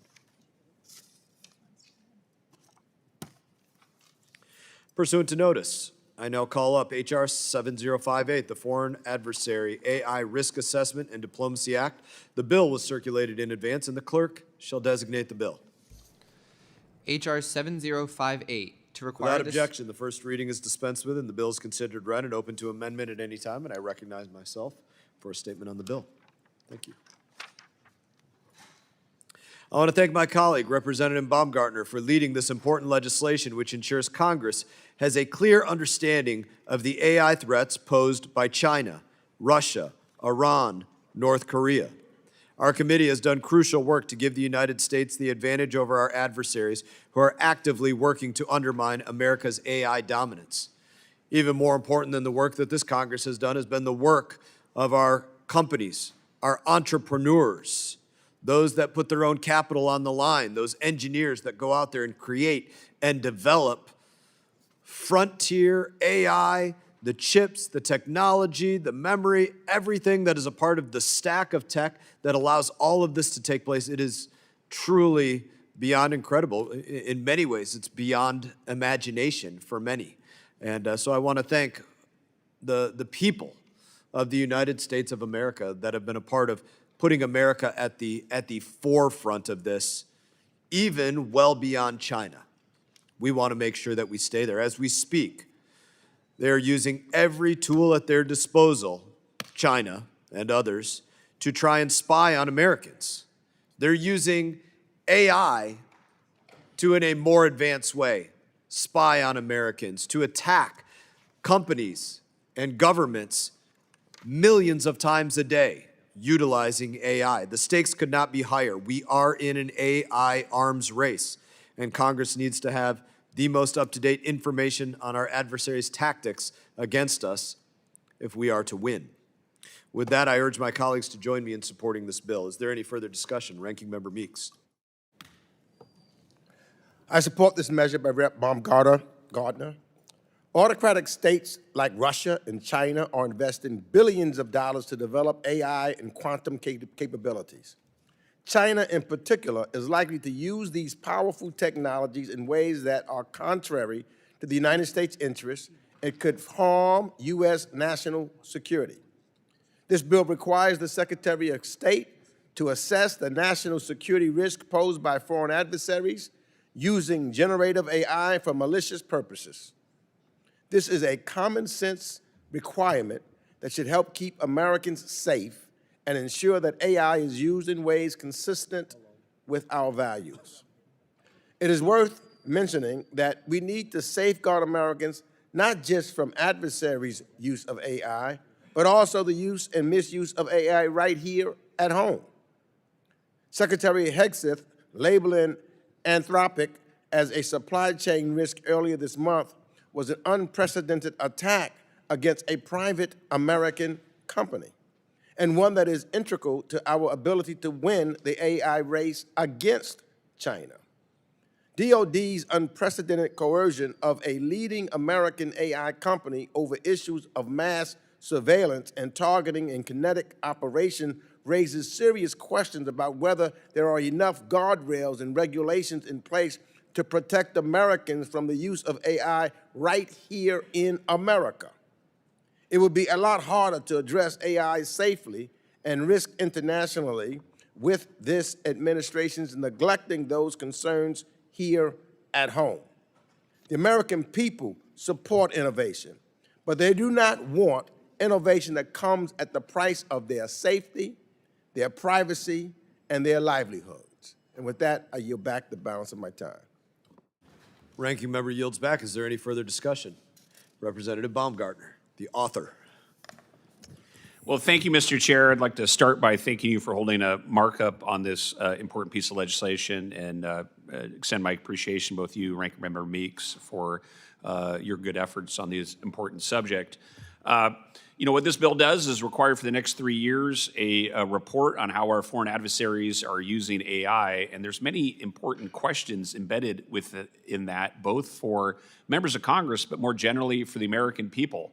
You know, this committee has done some good work. I read a lot about AI. I like to consider myself a generally intelligent person, and it's still unclear to me what is the extent of these capabilities, how will they be used, what will be manipulated, what will be generated, what weapon systems will come about.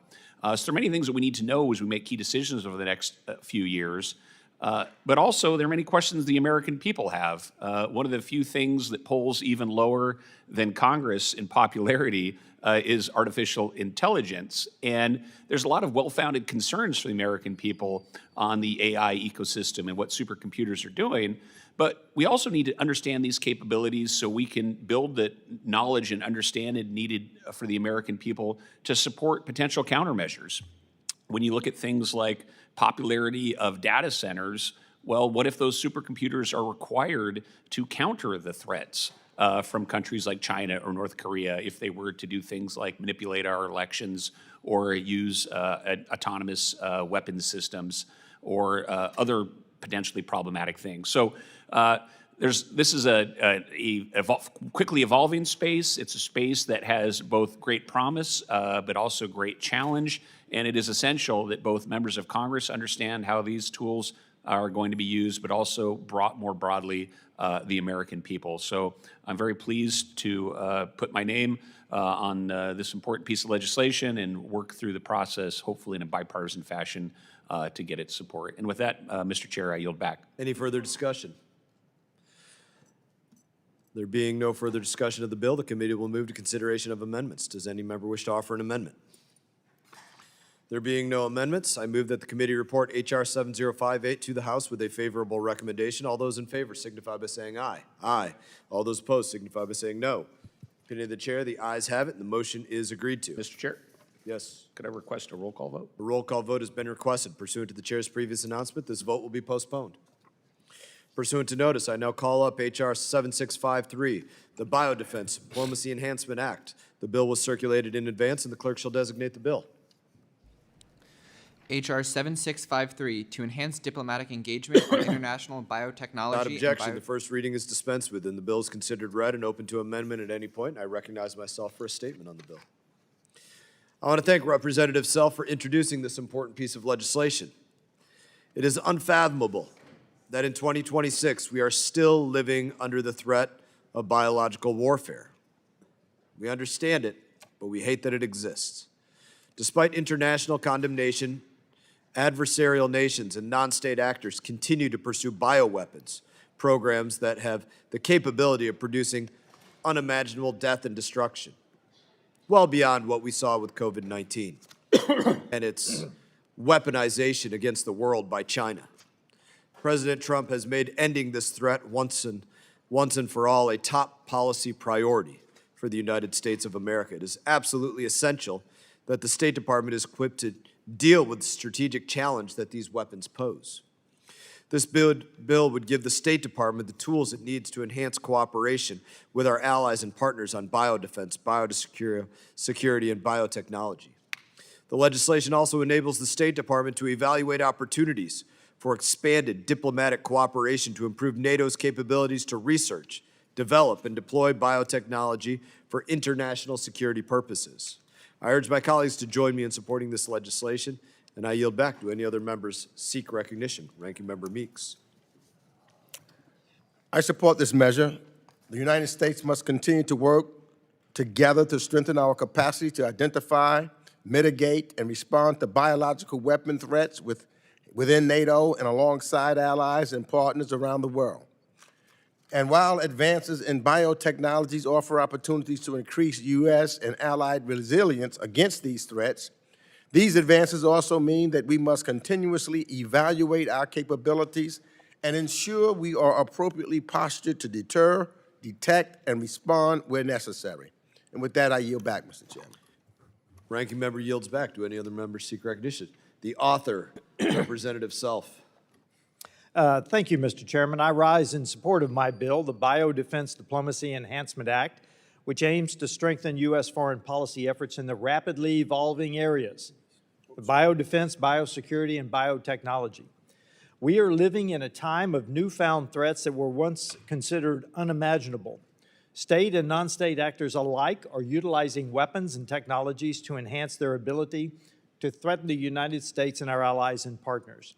Bioweapons leverage harmful pathogens and biotoxins against humans, plants, and animals.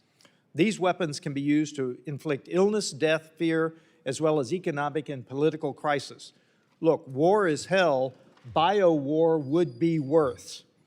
This bill would enhance U.S. diplomatic efforts to coordinate with allies and partners on efforts to prevent, react, attribute, and recover from a bioweapons attack. The bill also enables the State Department to evaluate potential areas of cooperation within NATO to utilize biotechnology for the purpose of defense, while ensuring adherence to the highest standards of safety and security when conducting research in the field. In December, the Subcommittee on Europe hosted a hearing on hybrid warfare.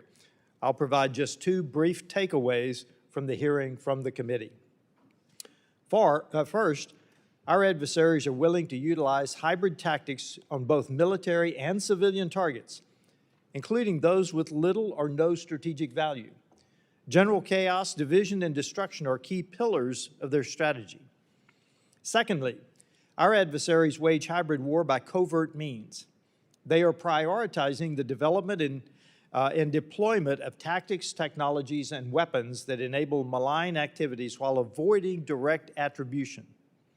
Consequently, we must be prepared for the possibility that biological weapons could be part of this threat landscape.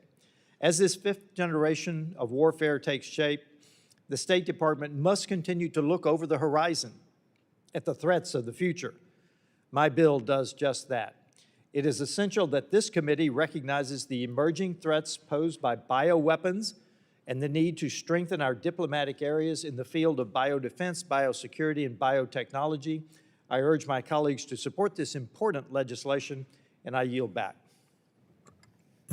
Thank you, Representative Self. It's a big discussion on this. Do any other members seek recognition? Mr. Chairman, Representative Baird. you know, my membership on the Biotech Caucus and my seat at the House Committee on Space, Science, and Technology, I have prioritized biosecurity and biotech. This leads to my deep support for H.R. 7653, the Biodefense Diplomacy Enhancement Act. This legislation will strengthen American and NATO's biodefense, biosurveillance, and biosecurity practices, all of which can lead and be tied back to safeguarding our communities from pandemics, potential attacks, or agroterrorism, and increasing the necessary international cooperation with NATO and other major allies ensures that the U.S. is better equipped to detect, respond to, and recover from biological incidents. Additionally, the State Department officials need to have a consistent directive to advocate for high standards of safety and security in biotechnology research. Risks of misuse, accidental release, or malicious activities may be mitigated with significant guardrails and safe practices when conducting research and the use of these developed technologies. These standards are significant for diplomacy and biological research abroad and prevent double standards with research domesticality. As export controls come to the forefront of Congress's national security focus, it is important for us to prevent dangerous dual-use biotechnology from being obtained by the adversaries, hostile states, or terrorist organizations. I yield back. Gentleman yields back. I appreciate the debate on this. Still just tweaks me, irks me that China has never been held to account for COVID-19. I personally think that every country that's fallen into China's debt trap diplomacy should go out there and say any debt that China holds of them, they consider null and void, because they're never going to get a dollar, a yen, a pound sterling, a euro, or anything else for what China did to the world. So that's my personal take on it. Any further discussion? There being no further discussion, does any member wish to offer an amendment? There being no amendments, I move that the committee report H.R. 7653 to the House with a favorable recommendation. All those in favor signify by saying aye. Aye. All those opposed signify by saying no. Opinion of the chair, the ayes have it, and the motion is agreed to. Do you request a roll call vote? A roll call vote has been requested pursuant to the chair's previous announcement. This vote will be postponed. Pursuant to notice, I now call up H.R. 6196, the Locally Led Development and Humanitarian Response Act. The bill was circulated in advance, and the clerk shall designate the bill. H.R. 6196 to authorize. Without objection, the first reading is dispensed with, and the bill is considered read and open to amendment at any point, and I recognize the author for any statement. Thank you, Mr. Chair. I'm proud to sponsor this legislation with my friend, Congresswoman Young Kim, which would make it easier to work with local organizations to implement foreign assistance. Years of research have shown that localized foreign aid is more efficient and effective. Some studies have found that local partners could increase cost effectiveness by 32%. Localized aid also leads to more sustainable outcomes so that countries can take ownership of development priorities and eventually be self-sufficient and not need foreign assistance at all. This bill would grant new authorities that will make it more efficient and less burdensome to work with local organizations. We have seen in so many contexts that the local organizations can deliver aid to populations much more easily and cheaply compared to our traditional partners. We saw this, for instance, with the emergency response rooms in Sudan. This bill also enhances oversight of the United States' efforts to work with local organizations and our foreign assistance dollars more generally. The language in this bill is exactly the same as what passed during last year's state authorization markup, so I urge my colleagues to support this bill once again. Thank you. Representative yields back. I'll recognize myself for a moment to speak about this. I want to thank Representative Jacobs for introducing this important piece of legislation that brings accountability and common sense to how we deliver foreign assistance. This bill prioritizes locally led development by shifting resources and decision-making closer to the communities that we are trying to support. It focuses on building self-reliance, cutting through unnecessary bureaucracy, and making it easier for effective, on-the-ground partners to access U.S. assistance. Just as important, it requires clear exit strategies so these programs don't turn into open-ended commitments funded by the American taxpayers. At the end of the day, this is about making foreign aid more efficient, more accountable, more aligned with the United States' interest. I always tell people, I believe when we're looking at foreign aid, we need to ask, number one, what does the United States of America need from a country or a region? What is it that that country or region actually wants from the United States of America? And if we are assisting them, does the United States of America get what it needs? Or do we not get what we need? Because that has to be an important part of it. I urge my colleagues to support this piece of legislation. Is there any further discussion? Yes. Ranking Member Meeks. I support Representative Jacobs' bill, which will help the United States deepen our foreign assistance partnerships with local organizations. Countless studies have shown that supporting local organization is a cost-effective means of increasing the impact of U.S. foreign assistance programming, leading to more sustainable and responsive outcomes. Despite this, the United States government has made insufficient progress furthering localization efforts. Prior to last year, only 10% of U.S. foreign assistance funding went to local organizations. The remaining funding went to large NGOs and other foreign entities that tend to be further removed from the communities they serve. We know that expanding locally led development and humanitarian assistance is not something that happens overnight. By putting the necessary pieces in place now, we can help set our assistance up for longer-term success and send the clear message that we stand firmly behind efforts to ensure local partners can drive programming and results for their own communities. And I yield back the balance of my time. Ranking Member yields back. Any further discussion? Seeing none, the committee will move to consideration of amendments. Does any member wish to offer an amendment? There being no amendments, I move that the committee report H.R. 6196 as amended to the House with a favorable recommendation. All those in favor signify by saying aye. Aye. All those opposed signify by saying no. Opinion of the chair, the ayes have it. The motion is agreed to. Mr. Chairman, a recorded vote, please. A roll call vote has been requested. Pursuant to the chair's previous announcement, this vote will be postponed. Pursuant to notice, I now call up H.R. 7632, the Shadow Act. The bill was circulated in advance, and the clerk shall designate the bill. H.R. 7632, to designate a coordinator for hybrid warfare accountability, require the Secretary... Without objection, first reading is dispensed with, and the bill is considered read and open to amendment at any point. Without objection, the self-amendment in the nature of a substitute circulated to members in advance shall be considered as read and will be treated as original text for the purpose of the amendment. I now recognize myself for a statement. I want to thank my colleague, Representative Self, for leading this important bipartisan piece of legislation. This bill recognizes a simple reality. Our adversaries are no longer confronting us solely on traditional battlefields. They are waging hybrid warfare, utilizing cyber attacks, economic coercion, sabotage, malign influence operations, and other gray zone tactics. This has been going on for some time to undermine the U.S. interests and to weaken transatlantic alliance. We've seen it in Russia, where they're using hybrid operations against Ukraine, or in China, where analysts have described Beijing's approach as a three-phase strategy. First, penetrating networks and institutions. Second, pre-positioning leverage through structural dependencies. And third, exerting pressure through economic, cyber, and information tools to influence governments.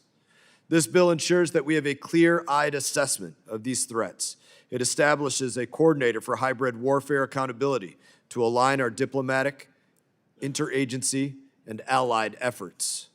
That means better information sharing, clearer attribution, coordinated responses, and stronger resilience across NATO.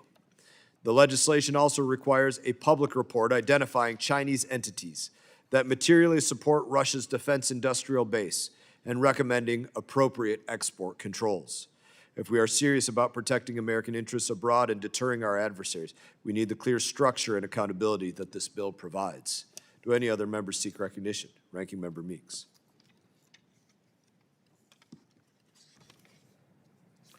I support this legislation, but would like to see additional changes as this bill moves forward in the legislative process.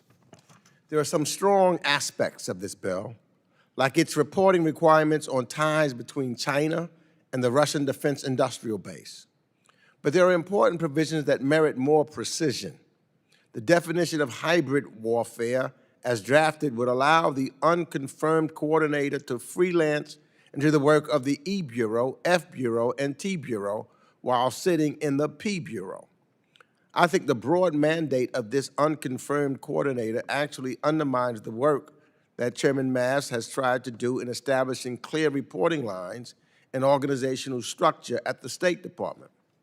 I'll be offering an amendment that would help address some of these concerns, but for now, I'll just yield back the rest of my time. Is there any further discussion? Representative Self. Thank you, Mr. Chairman. I'm proud to lead my ANS to the Shadow Act, the Strategic Hybrid Activities, Defense, and Operations for the West Act. As we enter a new era of fifth-generation warfare, adversaries like Russia, the People's Republic of China, and Iran are actively undermining the United States and our allies. The battlefield has changed. This is not conventional war, it is hybrid warfare, and it is already underway. To be clear, we are at war, fifth-generation war, today. NATO defines hybrid warfare as the coordinated use of military and non-military covert and overt tools. Cyber attacks, economic coercion, weaponized mass migration, irregular forces, and conventional capabilities to blur the line between war and peace and destabilize societies. Russia and the PRC are applying this strategy across the DIME framework, diplomatic, informational, military, and economic pressure, to intimidate and weaken NATO member states. Since Russia's 2022 full-scale invasion of Ukraine, these hybrid operations have grown more aggressive, sophisticated, and persistent across Europe. As chairman of the Subcommittee on Europe, we have already had 2 hearings examining these threats. One focused specifically on hybrid warfare in Europe targeting U.S. interests, and another on the growing use of weaponized mass migration as a geopolitical tool. These hearings made clear that the tactics are not isolated incidents. They are coordinated strategies designed to destabilize our allies, strain democratic institutions, and test Western resolve.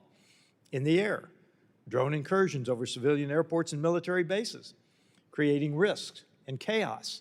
NATO forces have shot down Russian drones violating Allied airspace. NATO F-35s have intercepted Russian fighters breaching Baltic airspace. These provocations raise tensions and increase the risk of miscalculation. On the ground, Russia's GRU is suspected of conducting sabotage, arson attacks, rail disruptions, severed undersea cables, and other covert actions. These are sowing deliberate chaos across our civilian society. Cyberspace, Russian counterattacks against NATO countries are increasing year over year. The PRC is deploying state-sponsored hacking groups, including Salt Typhoon, that we're all aware of. Let me be clear again, we are in a gray zone conflict, even though it has not been formally declared.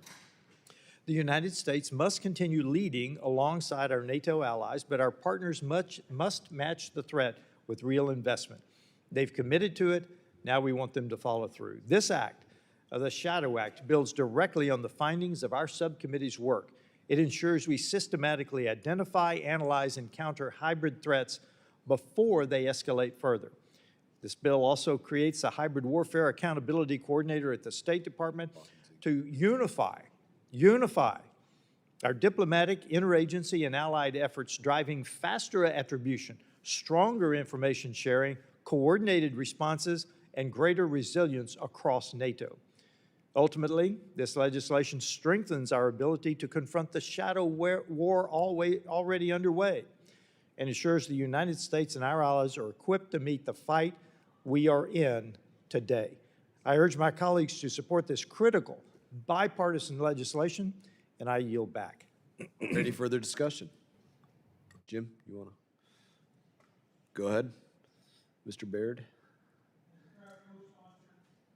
As a proud co-sponsor, I'm pleased to support H.R. 7632, the Shadow Act. This vital legislation strengthens interagency coordination in the face of hybrid warfare utilized by China, Russia, and other adversaries to the United States.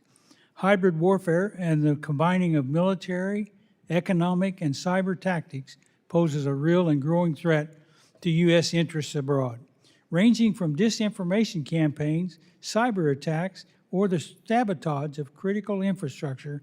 Adversarial actors undermine security of our partners and our homeland. The coordinator of the hybrid warfare, as required in this legislation, will be responsible for assessing that the State Department may contribute to counter these activities. Additionally, the clear definition of these threats and actions will be established due to this legislation, allowing the national security community and the State Department to properly respond when necessary.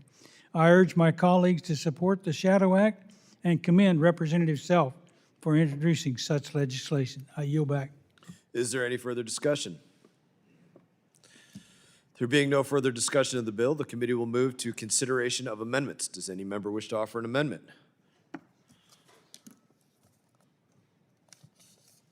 The clerk shall distribute the amendment.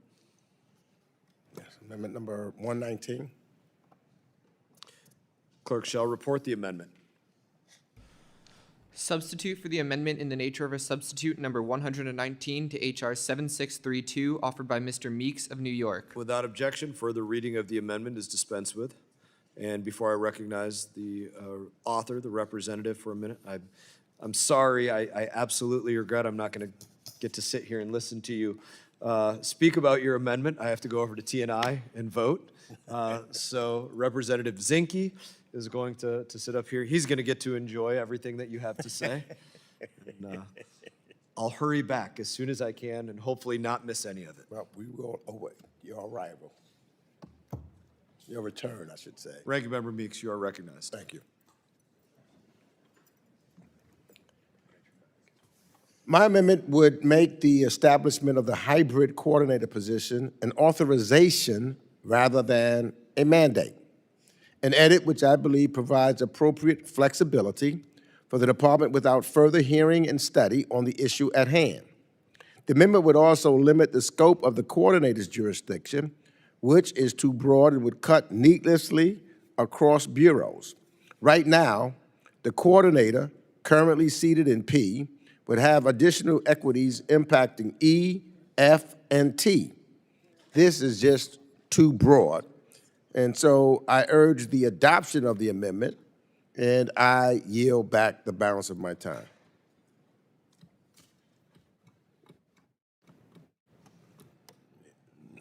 The chair recognizes Mr. Self from the great state of Texas. I rise to oppose the Meeks Amendment to the Shadow Act. This amendment takes us in the wrong direction at the wrong time. Frankly, the State Department, the initiator of the reorganization, has agreed that this coordinator position belongs in the P family to ensure cross-bureau coordination.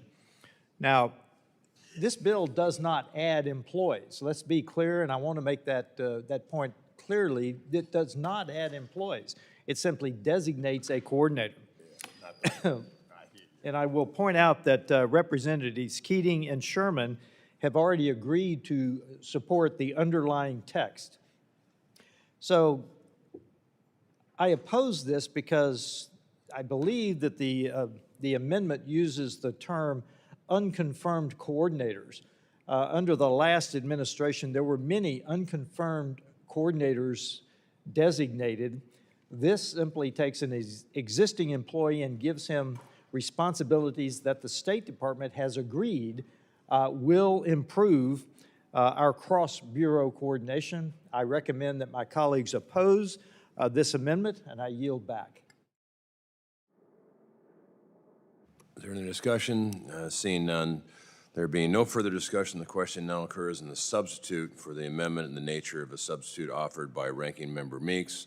All those in favor signify by saying aye. Aye. All those opposed signify by saying no. In the opinion of the chair, the noes have it, and the amendment is not agreed to. Ask for a roll call vote. A roll call vote has been requested, and it shall be postponed. Are there any further amendments? All right. Pursuant to the notice, I now call up H.R. 2504, the U.S.-European Nuclear Energy Cooperation Act of 2025. The bill was circulated in advance. The clerk shall designate the bill. H.R. 2504, to require the Secretary of State Without to objection, the first reading is dispensed with, and the bill is considered read and open to amendment at any point. Without objection, The Keating Amendment in the nature of a substitute circulated to the members in advance shall be considered as read and will be treated as the original text of the proposed amendment. I now recognize myself, actually. You can recognize anybody else. Do you want to do an opening statement? If there's any recognition, Mr. Keating, you're up. Thank you, Mr. Chairman. I rise today to speak on the U.S.-European Nuclear Energy Cooperation Act. I appreciate Chairman Mast and Ranking Member Meeks considering this bipartisan legislation in today's markup and for recognizing it as an important bill. The U.S.-European Nuclear Energy Cooperation Act requires the Secretary of State to draft a strategy to expand U.S. nuclear energy cooperation in Europe and combat Russia's influence in the nuclear energy sector in Europe. Since the beginning of Russia's full-scale invasion, illegal invasion of Ukraine, European allies and partners have made immense strides in working together to strengthen energy cooperation with Europe and the United States and to remove the Russian influence that undermines transatlantic cooperation. This legislation, which I co-led with South and Central Asian Chairman Bill Huizenga and Representative Bill Foster, makes clear that the United States is stronger when we work with our European allies and partners to build capacity, strengthen supply chain, and foster responsible and safe use of nuclear weapons in Europe. As part of this effort, the bill strengthens the State Department's FIRST program and expands support for the development of new technologies like small modular reactors. European countries, including Poland and Romania, have already taken advantage of U.S. technology, and on Tuesday, Finland became the program's latest contributing partner to the program. Joining over 50 other nations, Finland brings extensive expertise in nuclear energy, which will be vital in supporting FIRST initiatives. Hopefully, this legislation can contribute to further cooperation in this field. Finally, the strategy required by this legislation will work with European allies and partners in the short, medium, and long term. It'll work to remove Russian influence from the European nuclear energy sector. For decades, Soviet-built reactors have dominated the European nuclear energy markets. These reactors continue to provide the Russian Federation with a source of revenue to fund the Kremlin's illegal war in Ukraine, as well as establishing a source of geopolitical and economic influence in the countries with nuclear energy sectors. It should be the bipartisan goal of this Congress to remove all Russian influence from the nuclear energy sector in Europe. I hope all the members of this committee will support this important legislation to do just that and to protect American allies and our transatlantic security. Thank you, and I yield back. There being no further amendments, I move the committee report. I'm sorry, Mr. Meeks. I support this legislation and thank my colleague, Mr. Keating, for authoring the bill, I should say. Russia has for decades leveraged energy exports and energy access as tools to spread its malign influence globally. And while the United States allies and partners have made significant strides in reducing reliance on Russian oil and natural gas, more must be done to curtail Russia's influence in the nuclear energy market. Russia maintains a stranglehold on the nuclear fuel market and is still the only true commercial exporter of the fuel needed for many advanced and generation reactors. And Rosatom continues to export lifespan extensions and new reactors in Europe and beyond. In fact, the Kremlin's favorite puppet, Viktor Orban, began construction on his new Rosatom reactors in Hungary just last month. So if the United States is to effectively lead in the nuclear energy space and curtail Russia's influence, this legislation will help ensure we approach that goal with an effective and comprehensive strategy. And with that, Mr. Chairman, I yield back. Is there any further discussion? Seeing none and seeing no further amendments, I move that the committee report H.R. 2504 as amended to the House with a favorable recommendation. All those in favor signify by saying aye. Aye. Those opposed, no. In the opinion of the chair, the ayes have it and the motion is agreed to. Mr. Chairman, I request a roll call. A roll call has been requested, and it is, further action is postponed. All right. Does any other member offer an amendment? Pursuant to notice, I now call up H.R. 7649, Humanitarian Theft Enforcement Act. The bill was circulated in advance. The clerk shall designate the bill. H.R. 7649, to ensure that persons found responsible for the Without objection, the unauthorized... first reading is dispensed with, and the bill is considered read and open to amendment at any point. Without objection, the Davidson Amendment, in the nature of a substitute circulated to the members in advance, shall be considered as read and will be treated as the original text for the purposes of amendment. Do you want to do his opening statement or? I'll defer to Mr. Davidson for an opening statement. Thank you, Chairman. I move to strike the last word, and I rise to offer this amendment in the nature of a substitute to the Humanitarian Theft Enforcement Act. I'd like to thank Chairman Mast and the committee staff and our colleague, Representative McCormick, for his work on this legislation. This is a common-sense piece of legislation that establishes clear financial liability for foreign actors who divert or destroy U.S.-funded humanitarian assistance. Too often, bad actors seize life-saving humanitarian aid paid for by American taxpayers that is intended to help those in need. Right now, we have no way to hold these people accountable, which is why this bill is so important. This legislation is aimed squarely at foreign actors who use humanitarian aid as a weapon of war. This A&S reflects extensive state, TA, and committee work to make this legislation the best it can be towards countering this problem and abusing America's resources. I applaud this administration for making sure that America's resources always advance America's interest. I think this legislation and this A&S do that. I'd encourage all of our colleagues to support this bill, and I yield back. Is there any further discussion? Mr. Chairman. The representative from the great state of Indiana is recognized. Thank you, Mr. Chairman. I stand in support of H.R. 7649, the Humanitarian Theft Enforcement Act. Across conflict-ridden regions, malign actors in the Gaza Strip, Somalia, Sudan, and the Dominican Republic of Congo, and various other countries have destroyed and diverted humanitarian aid for their political or financial gain.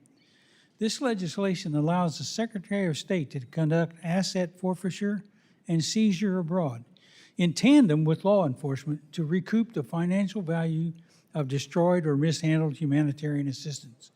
America cannot tolerate interference with foreign asset objectives, especially in territory riddled with famine and conflict. Terror groups have for decades abused the vulnerabilities of foreign assistance delivery. Examples abound, such as Hamas commanding and commandeering humanitarian convoys as soon as they enter the Gaza Strip, as well as both the RSF and SAF conducting strikes on humanitarian aid trucks, ending up with collateral damage. As the leader of the free world, the United States works to assist countries and populations in need. We need not let terrorists, criminal organizations, or rogue leaders dictate the terms in which malnourished civilians receive our assistance and vital care. This legislation identifies the necessary changes in the State Department's authorities to recollect funds. As a co-sponsor of this legislation, I recommend my colleagues vote in favor of the Humanitarian Theft Enforcement Act. I yield back. The chair now recognizes the ranking member, Mr. Meeks. I support this bill, which enables the Secretary of State to hold foreign individuals or entities financially liable for diverting or destroying life-saving assistance intended for people who need it. Unfortunately, situations continue to arise where, for example, armed groups attack aid convoys and destroy humanitarian assistance headed toward communities in urgent need.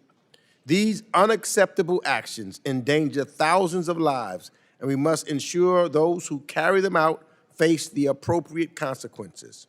This measure promotes greater transparency and accountability in overseas emergency relief efforts and ensures that bad actors can be held responsible for any damage they cause to our foreign aid. I look forward to passing this important piece of legislation, and I yield back the balance of my time as the chairman has re-arrived. Is there any further discussion? Seeing none. Oh, I missed it. You missed it. Can you just do it again for me? I'll just give you another 5 minutes. You can next, so I don't feel like I missed something. All right. Is this where we're at? No further discussion? Or would you like to be recognized, Representative Davidson? Very good. Any further discussion? There being any further amendments? Seeing none. There being no further amendments, I move that the committee report H.R. 7649 as amended to the House with a favorable recommendation. All those in favor signify by saying aye. Aye. All those opposed signify by saying no. Opinion of the chair, the ayes have it, and the motion is agreed to. Roll call vote, anybody? Very good. A roll call vote has been requested pursuant to the chair's previous announcement. The vote will be postponed. Pursuant to notice, I now call up H.R. 7630, the Republic of Georgia Sovereignty Act. The bill was circulated in advance, and the clerk shall designate the bill.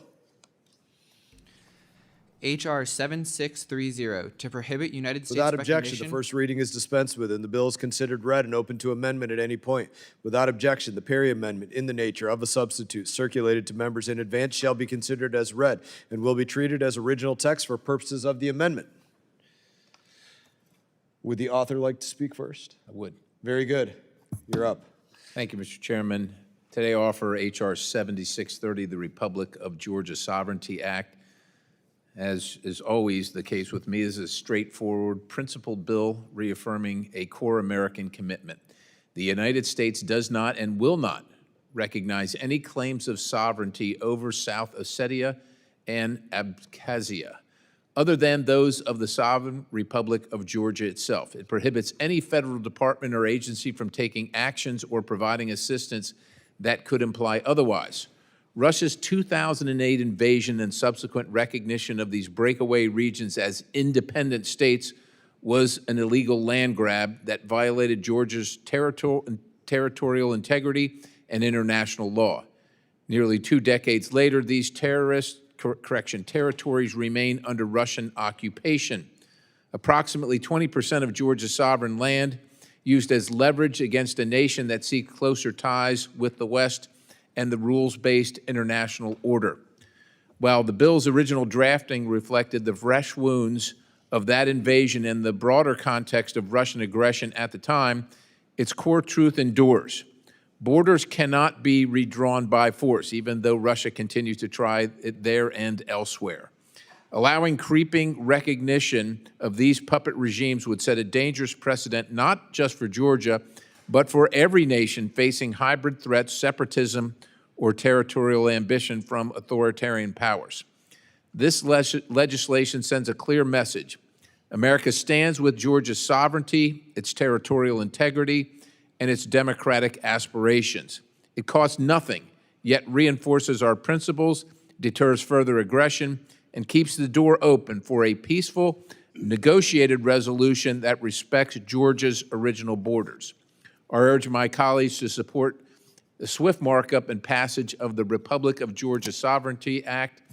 Will allow us to reaffirm that the United States will never legitimize the fruits of illegitimate invasion.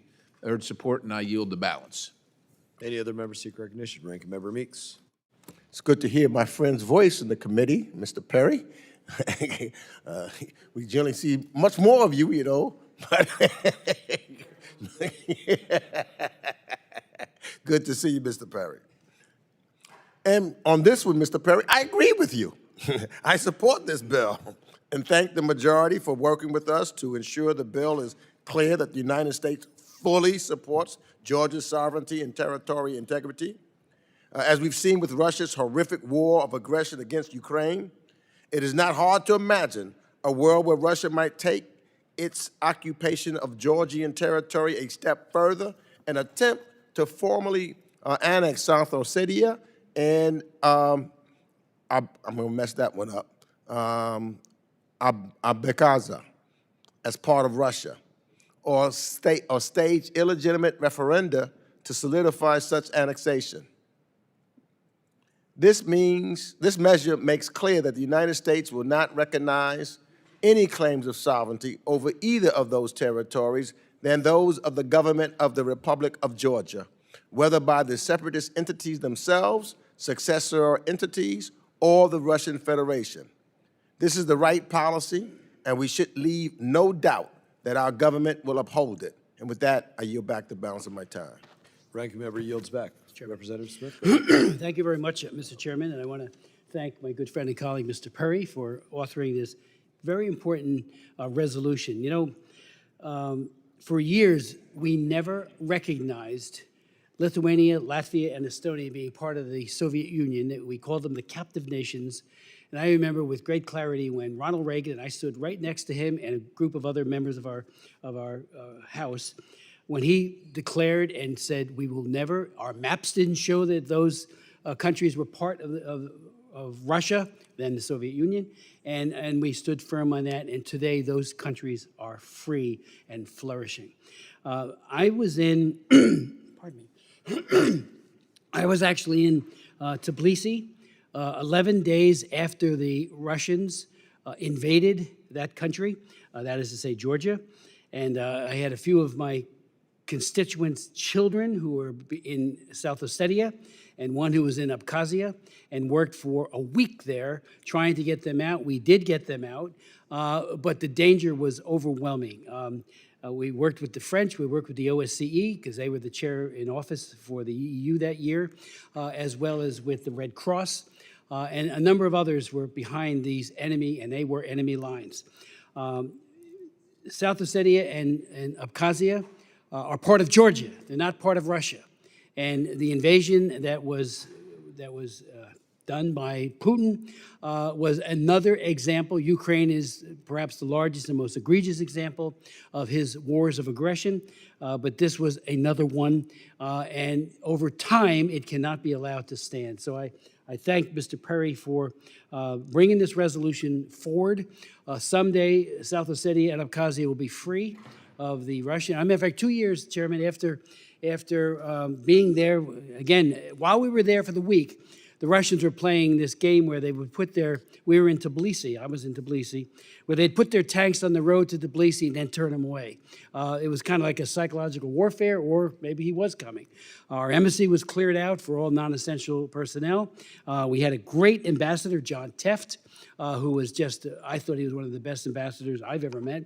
But it's still, we had, again, this terrible invasion, this terrible annexation of those two areas. So this is a great reiteration of our concern that they are part, that is to say, South Ossetia and Abkhazia, they're part of Georgia. I yield back. Representative yields back. Any other members seek recognition? Recognize myself for a moment. I want to thank my colleague, Representative Perry, for leading this important bill. This bill is simple. It ensures U.S. government recognizes the territory of Georgia as it is. South Ossetia are unalienable parts of Georgia, and Russian occupation forces and Russian-backed separatists cannot change that. That's what this is about. The Republic of Georgia has long been a partner of the United States. Despite questions about its current political leadership, it cuts across politics that Russia's invasion in 2008 started an unjust process of partitioning Georgia along fraudulent claims of sovereignty.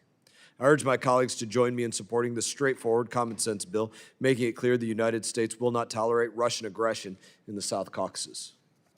Any other members seek recognition? Seeing none.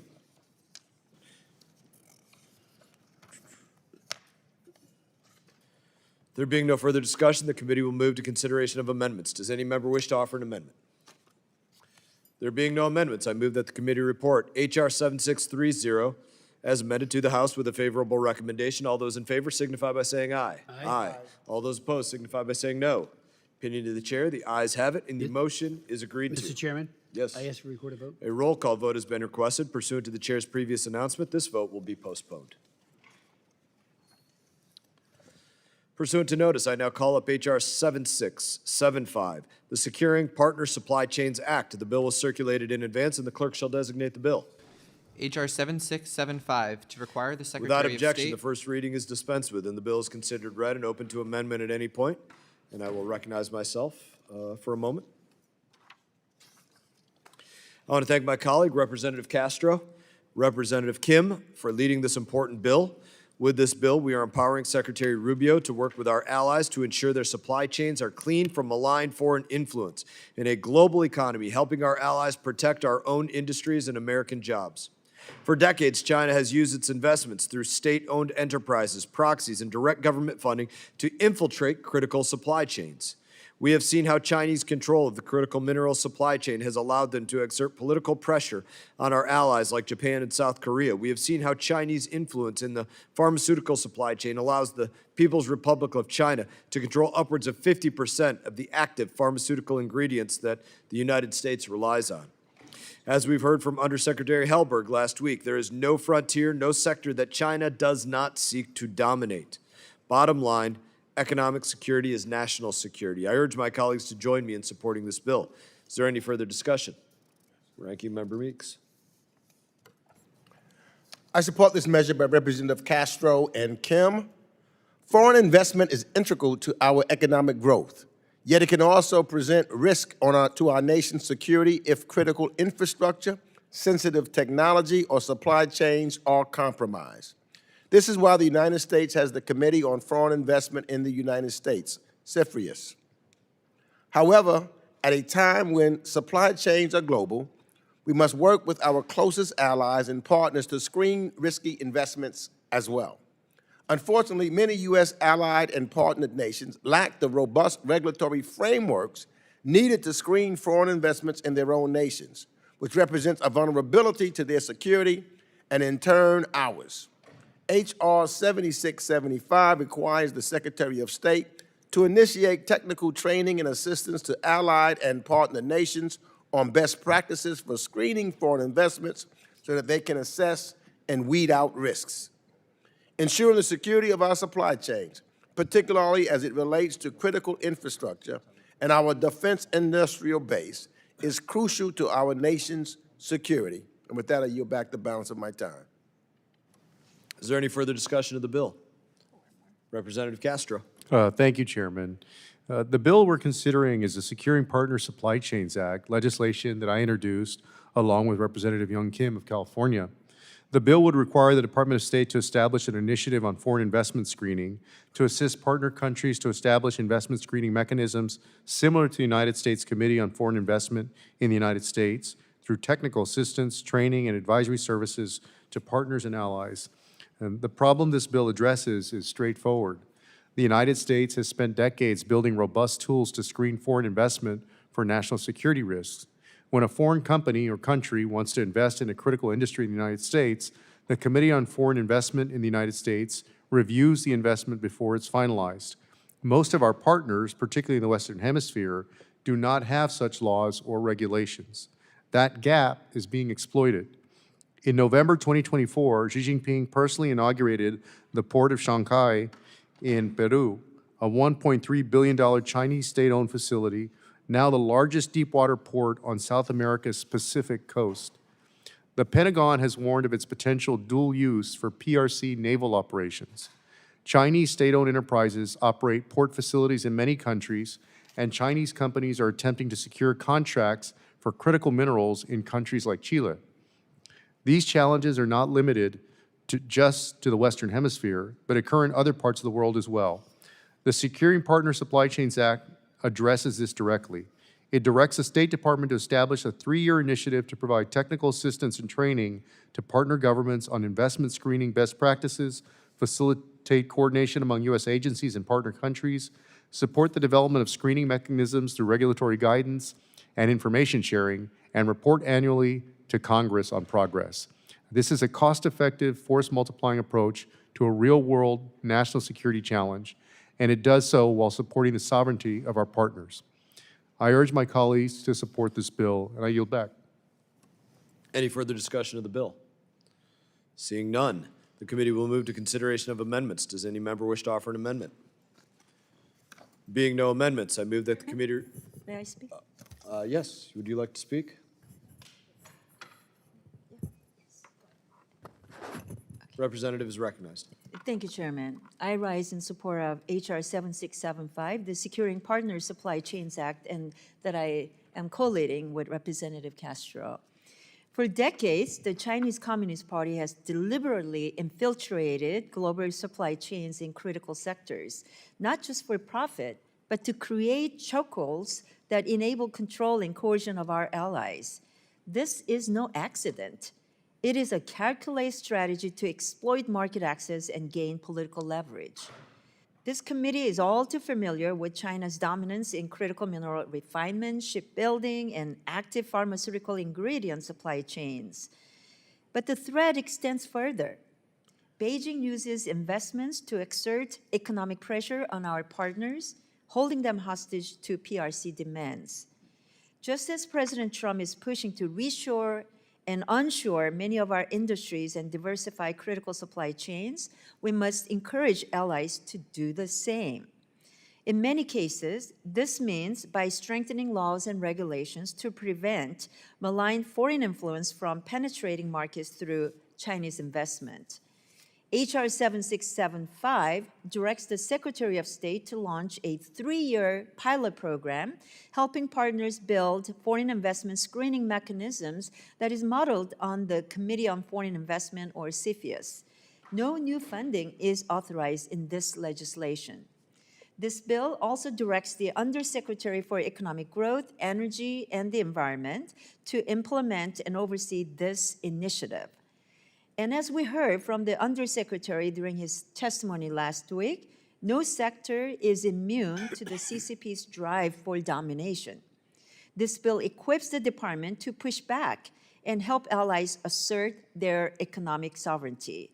I urge my colleagues to support this bipartisan measure, and I yield back. Now, is there any further discussion? All right. Being no further discussion, any amendments?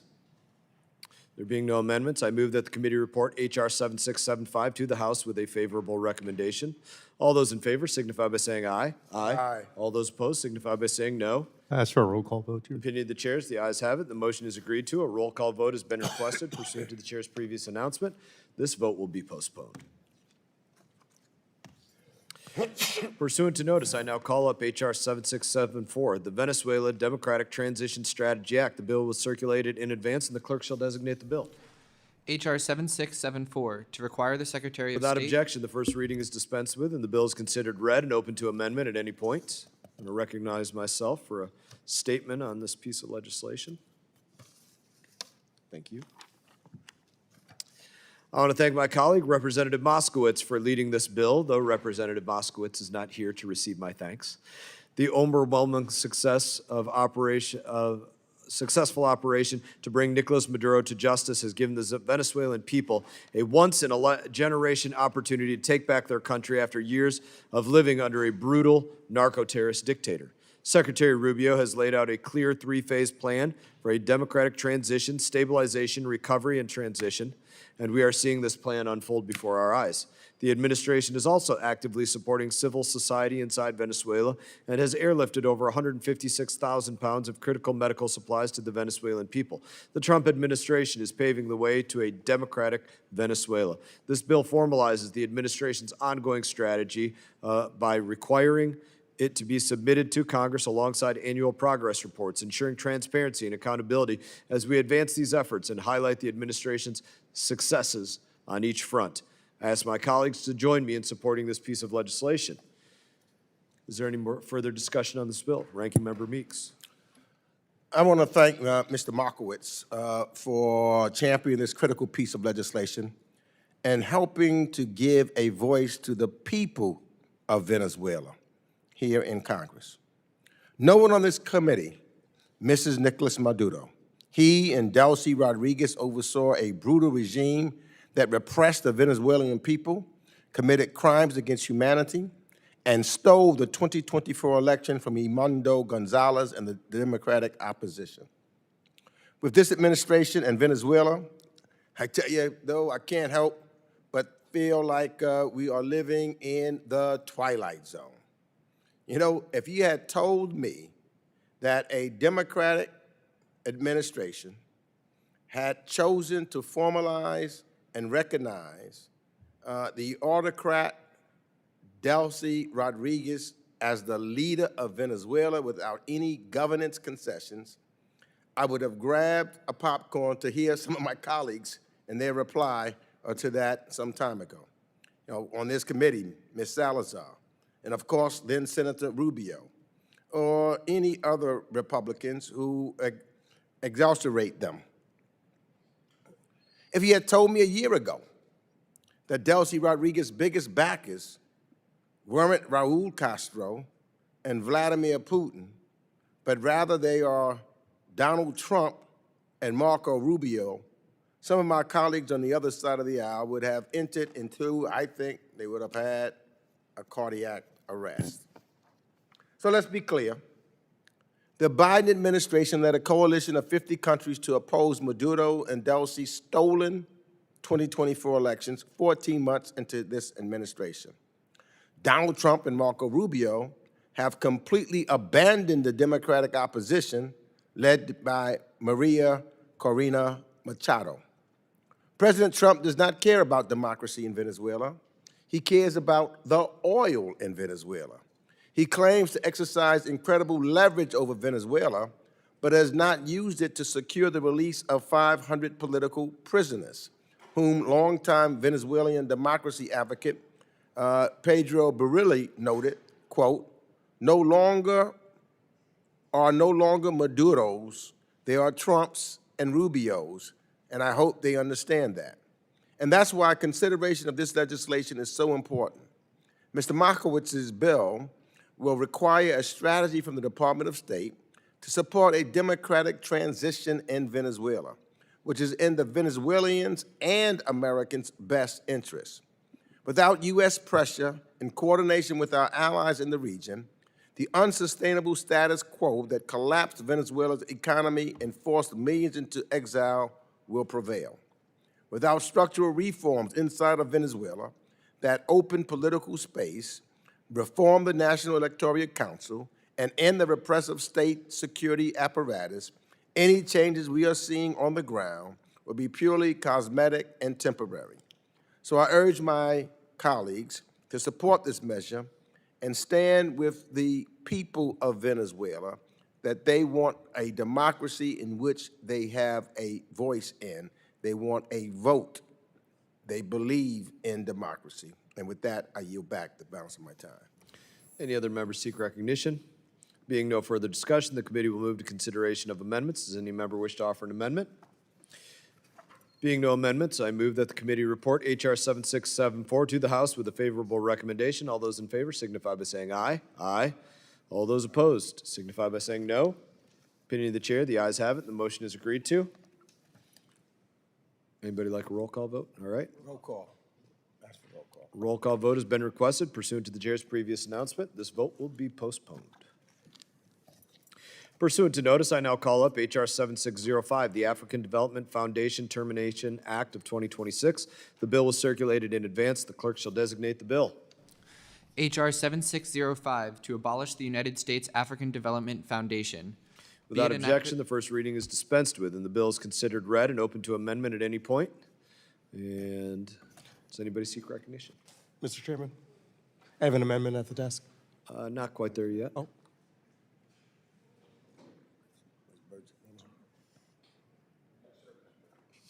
Would you like to be recognized?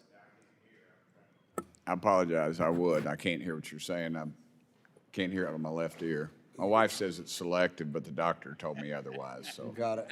So, nothing to do with your left ear? There's no tie to politics or anything? No, it's just, I think, riding with the window down, riding motorcycles, maybe shooting guns. What kind of bike do you have?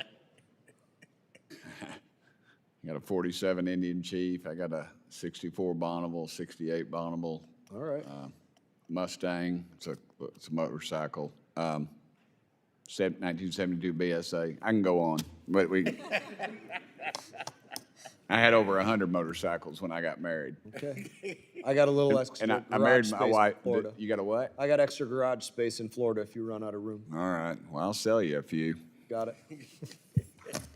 All right.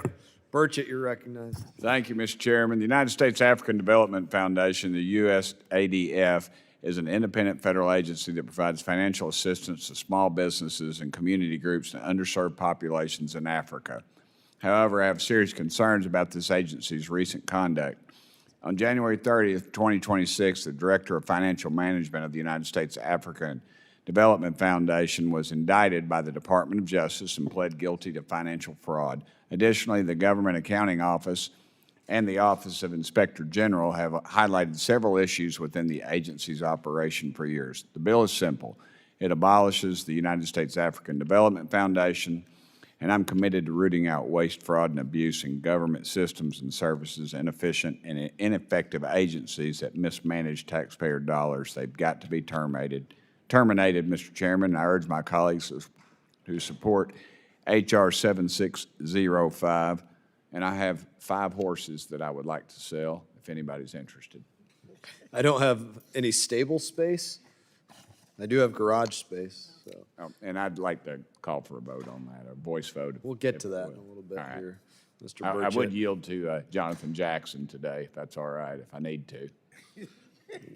You want to give him 3 minutes and 40 seconds? Is that, I mean, he can get his Give own him 5 about minutes. 15 seconds, because he's a constant thorn in my Okay. side. 15 seconds, got it. Make it count. Thank you so much, Chairman. Thank you, Ranking Member.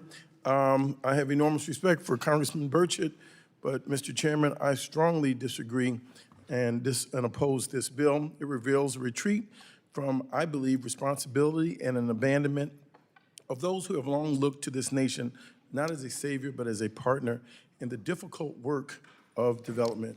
The U.S. African Development Foundation is an independent U.S. agency established by Congress in 1980 to invest directly in African grassroots enterprises and social entrepreneurs.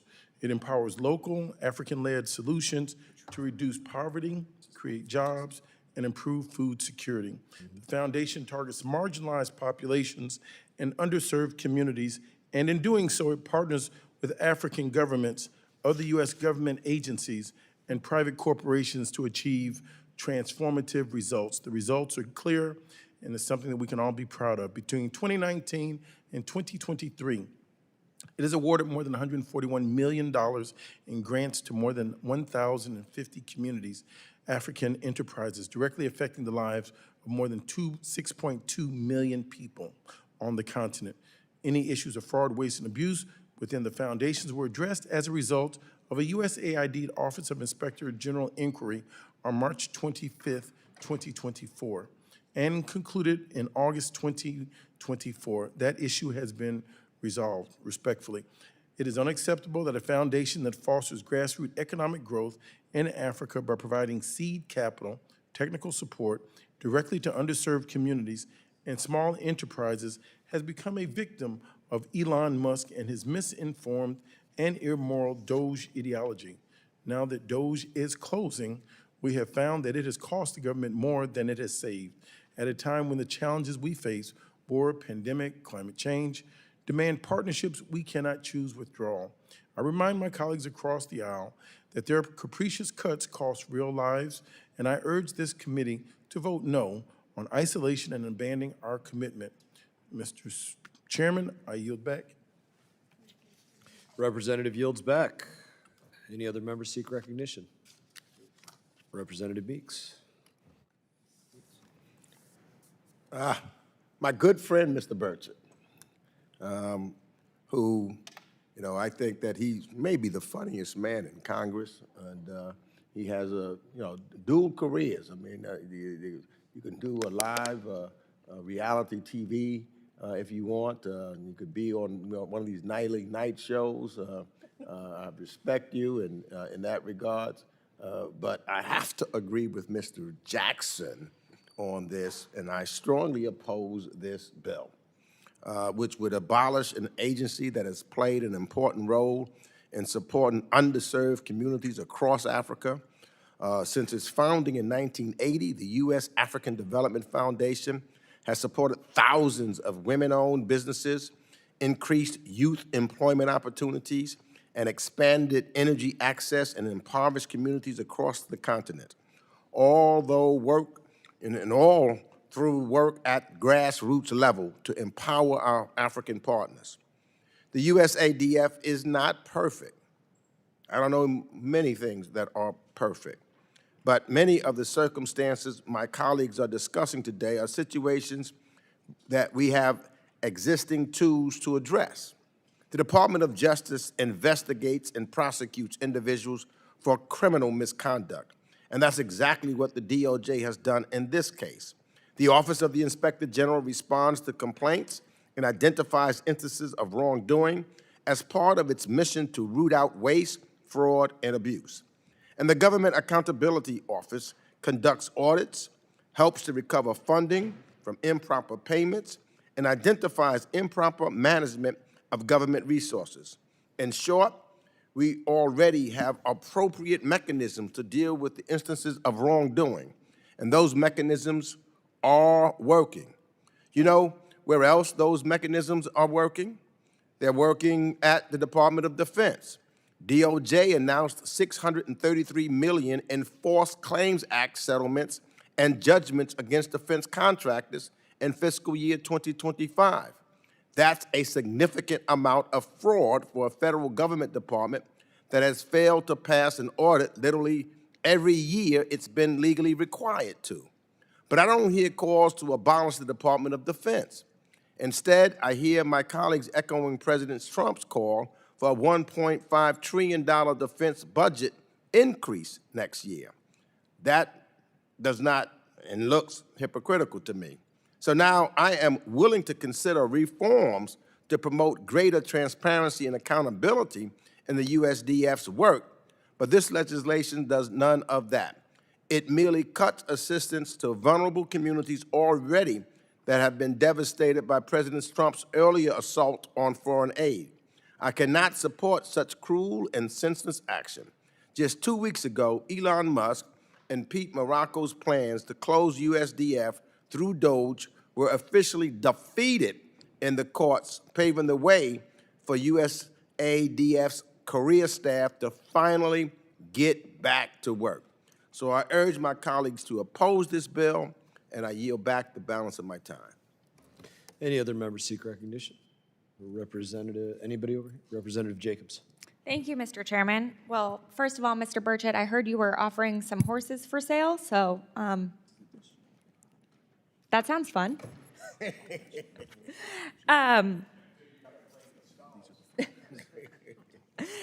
Thank you, Mr. Chair. I oppose this legislation. While I strongly condemn the acts of waste, fraud, and abuse from former USADF employees, I do not think that we should be abolishing agencies when there are instances of fraud. I sit on the Armed Services Committee. There is no shortage of waste, fraud, and abuse at the Pentagon. They have never even passed an audit. But no one is talking about dismantling the Defense Department, just renaming it. At the department, USADF, and elsewhere in our government, we have put mechanisms in place to find this fraud and prosecute it, as the Department of Justice recently did in the case of the former Director of Financial Management at USADF. It is an absolute betrayal of taxpayers for any fraud to happen. And I'm thankful our oversight mechanisms are in place so they can make sure these crimes are stopped, prosecuted, and prevented from happening again. That's what took place with USADF. Instead of abolishing this agency that was doing a lot of good on the African continent, I would implore my Republican colleagues to work with me to figure out how to reform this agency so that it meets the challenges of today and can fill the gap that the gutting of USAID left behind. So I cannot support this legislation, and I urge my colleagues to oppose. Any other members seek recognition? I recognize myself, rise in support of this legislation. I want to thank Representative Burchett for this legislation. And I want to first talk about this comparison that's being made. Well, we're not abolishing the Department of War or the Department of Defense. Why would we be abolishing this? Well, we did abolish very specific programs within the Department of Defense, now Department of War, that were wasteful, that were abusive, that were not accomplishing Which the programs? mission. Let's talk about the Chief Diversity Office. There'd be a chief one right there. But you're not recognized. It is my time. We're not proposing to abolish the Department of State. That would be an apples-to-apples comparison for the members that are making this argument. You're not making an apples-to-apples comparison. We get rid of crappy, bad programs that are wasting the American taxpayer dollars. So let's go to what my colleagues want to defend as let's get back to business as usual. Here's one. These are specific things that we're getting rid of by getting rid of this development program, this African Development Foundation Termination Act.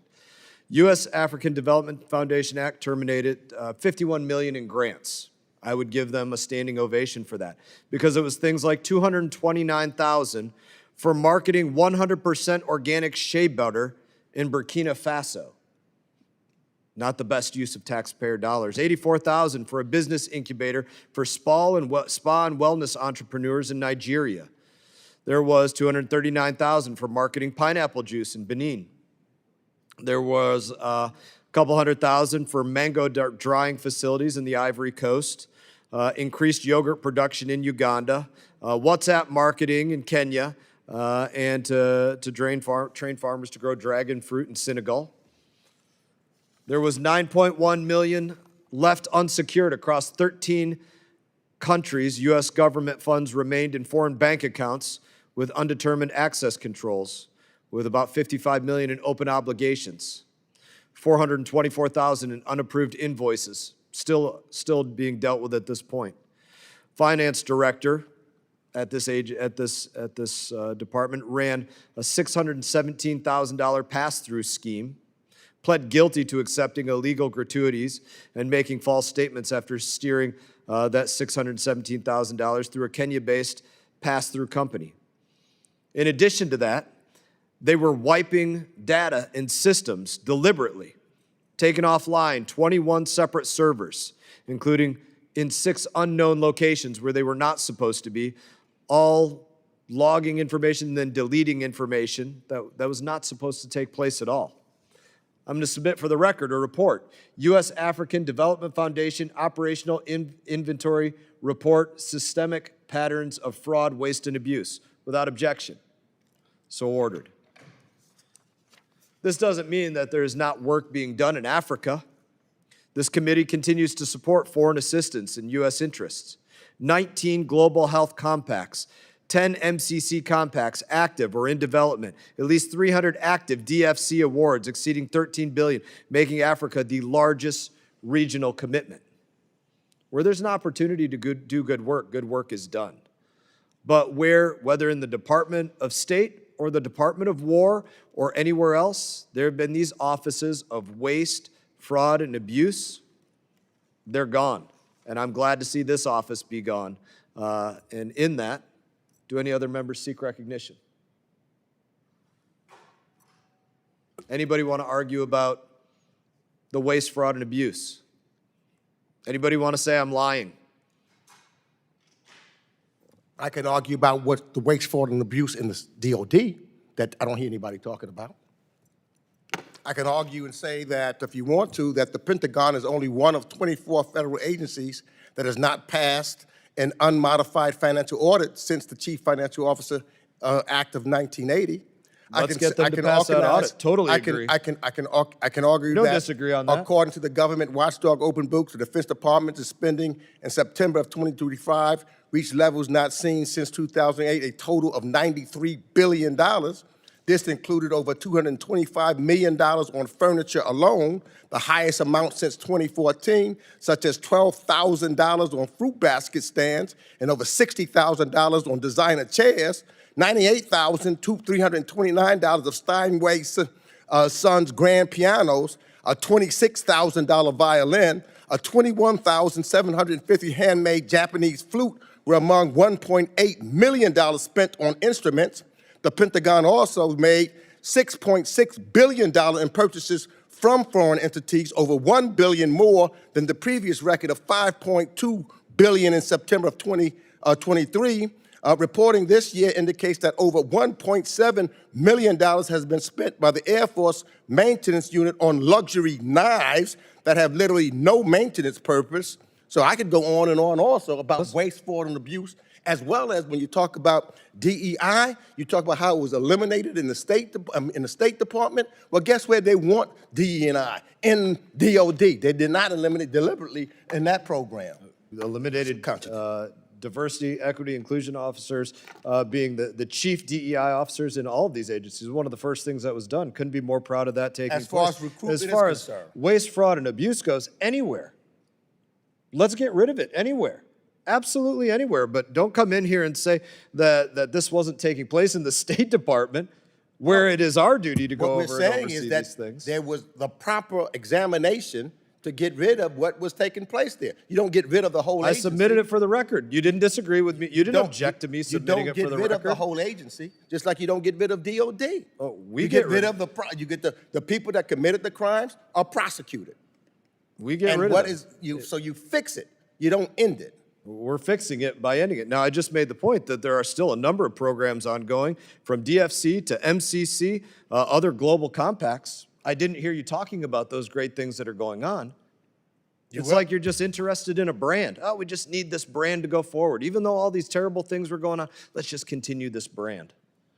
Mr. Amo has going to have an amendment, again, to remember that this brand was created by Congress and authorized by Congress.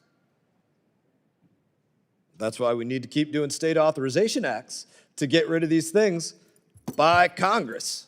Well, let's get rid of them, want to get rid of those things in DOD. I don't hear the same advocacy for you about the mismanagement in DOD. I would encourage you Let's get rid to of it. speak to your steering committee and get placed on HASC. No, placed on HASC?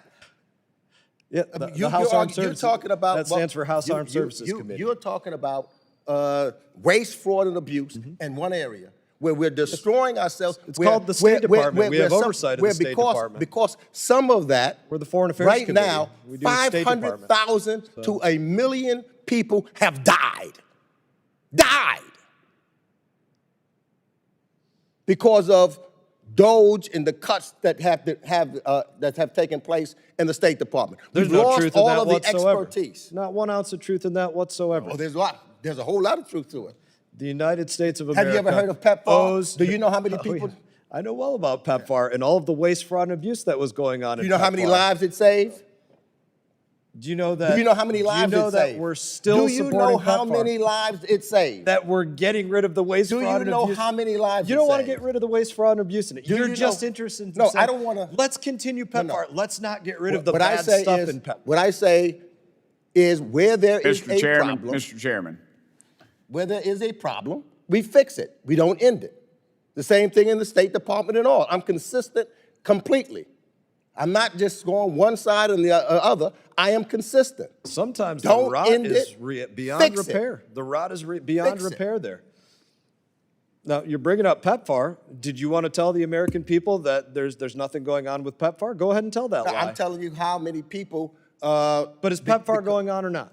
Not in the way that it manner it had. But is been. PEPFAR going on or Not not? in the manner it had been. That's right, because And it was people going on are in a dying, wasteful, and fraudulent, people are abusive dying manner. as a That's why result. it's not going on And in the way that it people was. are dying as a result. So the we- lives that we it saved. owe a the great lives that it explanation saved, to the American The lives people. that it saved, 500,000 to 1 million people have died as a result of these actions. We ended the waste, fraud, and abuse that was going on in PEPFAR. That's why it's not going on in the way that it was. But is it still going on in part PEPFAR? It's still going on in the State Thank Department. you. There you go. Still going on.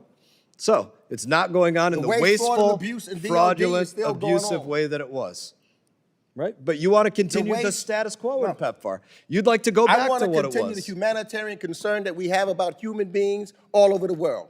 The aid, the human rights, none of which is talked about. Humanitarian of which concern State for the Department US we had someone taxpayer here alone, number yesterday, one. The Number one one program priority. they talk about that he didn't know anything about, not doing their job at all, was dealing with humanitarian aid. How can we lead when we don't care about anybody else but About ourselves? the American people, number one, proudly. We don't care. If we don't care about anybody else but ourselves, we are endangering the American people. Care about the And American you're opening people, the door for number China. one. Because above every all. time we pull back, you talk about China, China moves in. No, that's not. You like to make that argument, but It's a not fact. the case. It's a fact. United States of America still does more It's a aid fact. than anybody out there. Because it has more money than anybody out there. We're the richest country in the world, and that gives us responsibility as a result of that. You know, Ranking Member Meeks. We are the richest country in the world. We should care about other people, especially those that are needed, if we want to have a world that we share. Whenever I have high schools here, I always ask them the same question, or middle schools, elementary schools, I always ask them the same question. How many government dollars are there? And they all sit there and they scratch their heads and they ponder and they throw out $1 billion or $100 billion or $1 million or this and that. And I always tell them it's a trick question because the answer is none.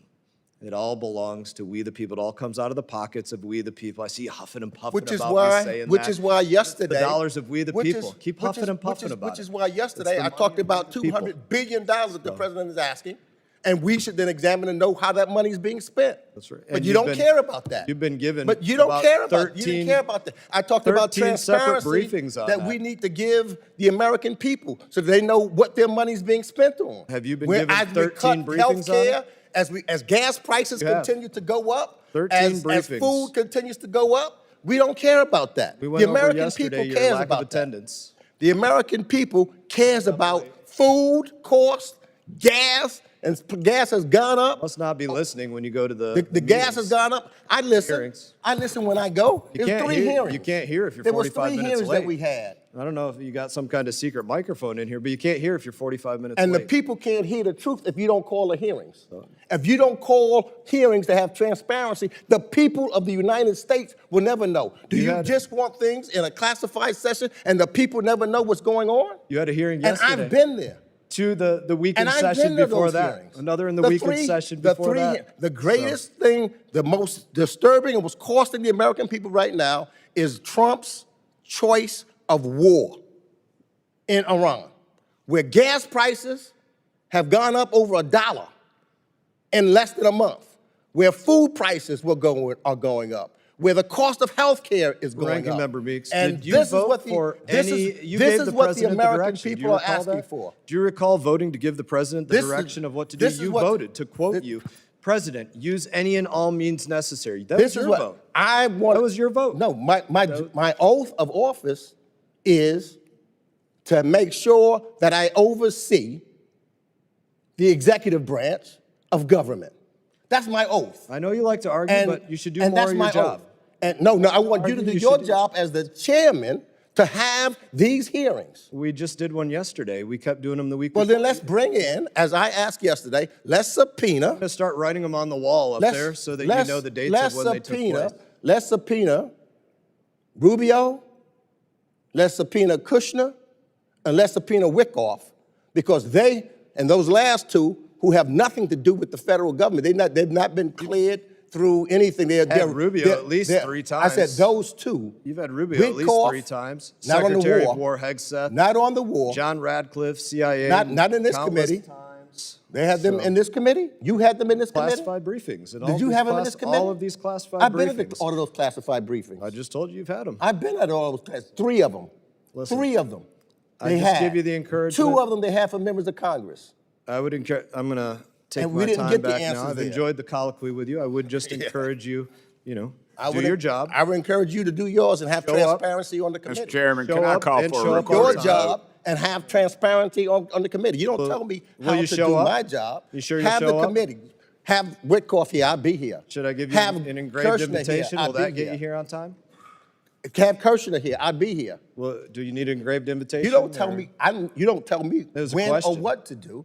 Well, it was a I'm question. asking you. Will you have Kushner here? So you going to show up on time? Yeah, So get you- Kushner here. I'll see if I can get you an Get engraved Kushner invitation. here. Get Kushner here and get Wickoff here. Email, and get it in phone front call, of the American carrier people. pigeon, how do I you need care to get about it the to you? American people? 100%. Then give them transparency. I gave 2 legs and a finger for Give the them American people. transparency. So that's how much I care Give about them transparency. I care about them. The people that's in the State Department care about them. Not the people that were wasting No, our the money. people in the State Department gave up their lives. Many of them that don't work anymore. Not the You people may that this You bill may is only about. respect some people. I respect all of them. I respect you for what you did in the military service. Thank you. I respect those that was in the State Department that were giving up lives and making sure they're making sacrifices all over. I don't respect the ones that steal from the American people, which is I don't what respect this, those in the which DOD. is what this bill is about. DOD's the same thing.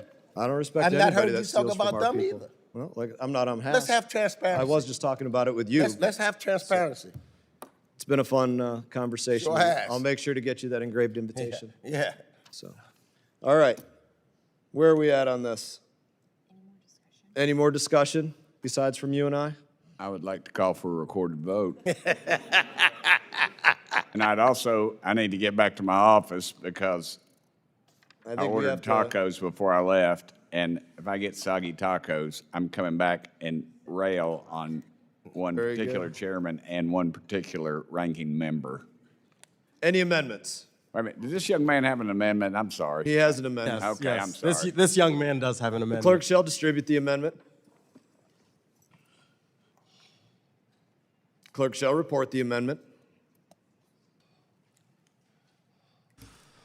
Amendment in the nature of a substitute number 67 to H.R. 7605, offered by Mr. Amo of Rhode Island. Strike all after the Without enactment- objection, further reading of the amendment is dispensed with. Representative is recognized. Well, thank you, Mr. Chairman. And look, I think the ranking member said a lot of what I will say, because frankly, this is a reckless attempt to permanently shutter the U.S. African Development Foundation. This is a key pathway for the U.S. government to invest in small and locally led development projects on the African continent. All those things, Mr. Chairman, that you read off, were all businesses. They're all enterprises. These are programs that are life-changing for the communities that they serve, while also supporting U.S. security and economic interests. The American people win. And by directly investing in local African enterprises, the foundation creates jobs, empowers local workers, and reduces poverty. These programs foster safer and more stable communities that are less vulnerable to conflict and violent extremism. That makes us all safer. The foundation also creates opportunities for long-term U.S. investment in developing markets. The programs supported by the foundation build goodwill towards the U.S. on the African continent, a place that's growing in influence in the world, and that strengthens our relationships and promotes our diplomatic goals. So look, I agree with Mr. Burchett that reforms are important to ensure that the foundation has sufficient procedures to prevent fraud and ensure that funding is spent appropriately. But this is not a serious bill that does the work of reform. This is simply just another example of Republicans using claims of fraud and abuse to destroy our development programs, compromise our relationship with our allies, and abandon our leadership on the world stage. If Republicans were serious about preventing waste, fraud, and abuse, they would start by cleaning up their own house rather than throwing the baby out with the bathwater. The Government Accountability Office and the USAID Office of Inspector General have already proposed solutions for the foundation, solutions that the foundation has been unable to implement because of the Trump administration's illegal efforts to shut them down. So my amendment would stop this dangerous plan laid out in the bill to terminate the U.S. African Development Foundation. Instead, it would highlight the foundation's good work in supporting African development and promoting American national security and economic interests while emphasizing the need for reform, something we can all agree on. Let's implement the expert recommendations from the Government Accountability Office and the USAID Office of the Inspector General, not light another fire. I urge my colleagues to support my amendment and oppose the underlying bill, and I yield back. Any other members seek recognition? Ranking Member Meeks. I support the Vice Ranking Member's amendment because it offers an important reminder. Congress authorized the U.S. African Development Foundation for a very good reason: to support locally led development on the African continent. And that mission remains very vital today. The amendment also makes clear that the USADF must address the management challenges identified in recent Inspector General and GAO reports. We should support these important reforms and urge the USADF to adopt them quickly. This is a reasonable approach to replace what is otherwise an unreasonable bill to abolish the USADF. I cannot condone the further destruction of our foreign assistance institutions, especially where Africa is concerned. Where we move out, China moves in. China now has more consulates on the continent of Africa than we do. And so I thank Mr. Amo for offering this amendment, and I urge all of my colleagues to support his amendment, and I yield back the balance of my time. Any other members seek recognition? Recognize myself for a moment. Anybody tell me the Chinese PEPFAR program? Just because we end wasteful, fraudulent, abusive programs, it doesn't mean that China moves in. And even if they do move in on something, that doesn't mean that we continue wasteful, fraudulent, abusive programs. We don't do it. It's a slap in the face to the American people. And the African Development Foundation has been a slap in the face to the American people. Been very beneficial to the African people in a number of ways, been beneficial to the people that had pass-through schemes, certainly beneficial to the entity that got $229,000 for 100% organic shea butter. I'm sure it was a huge consideration for people across the continent of Africa. But a slap in the face to the American people. Good work working to get rid of this, Representative Burchett. Are there any further amendments? Seeing no further amendments, I move that the committee report. Oh, we're going to vote on the amendment first. Let's see here.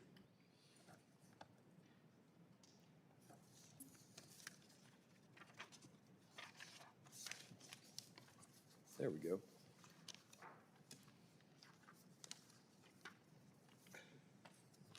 Thank you.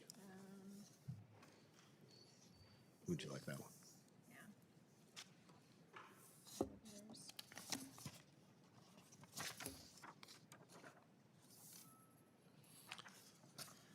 All right. Being no further discussion, question now occurs on the amendment offered by Representative Amo. All those in favor signify by saying aye. Aye.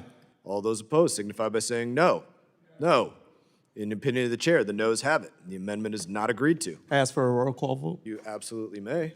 A roll call vote has been requested. Pursuant to the chair's previous announcement, this vote will be postponed. Any further amendments? Seeing none.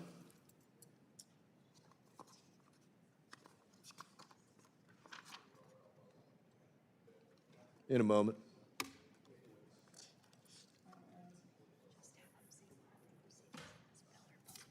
Further proceedings on this bill are postponed. Further proceedings on this bill are postponed. And we're going into the next. And we'll move on to the next bill. Thank you.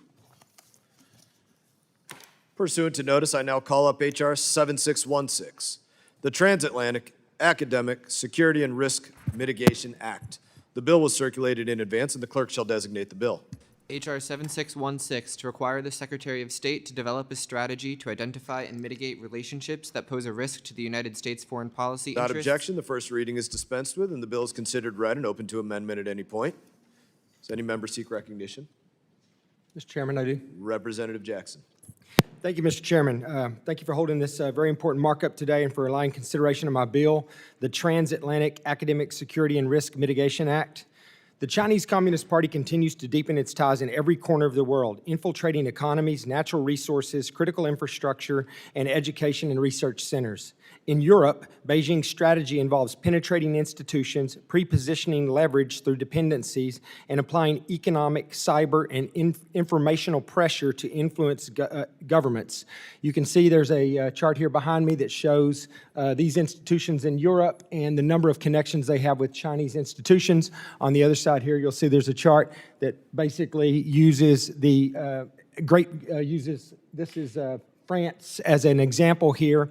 And shows not only the links that they have, but the critical areas that these links involve, national security related all.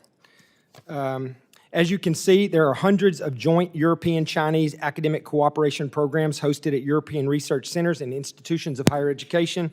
The U.S. participates in extensive intelligence sharing, military collaboration, and international cooperation activities with our European allies, and we cannot run the risk of our most sensitive technologies, data, and research being shared with, stolen, or influenced by malign Chinese actors. Cyber operations, data harvesting, Confucius Institutes, concerning university partnerships, supply chain exploitation, and subtle economic coercion are critical aspects of the CCP's comprehensive national security strategy aimed at shaping Europe's information environment, economic structures, and strategic outlook well before any overt conflict. The threat is real. For example, the Central European Institute of Asian Studies reported that between 2020 and 2023, University College London hosted at least 10 joint research partnerships with Chinese universities appearing on an export restriction end-user list maintained by the U.S., Canada, or Japan in areas such as quantum technology, bioscience, and materials science. Further, the Jamestown Foundation reports that over 20 agreements, partnerships, or newly published research articles have been announced between the PRC's, quote, 7 sons of national defense, universities, and European entities between 2024 and 2025.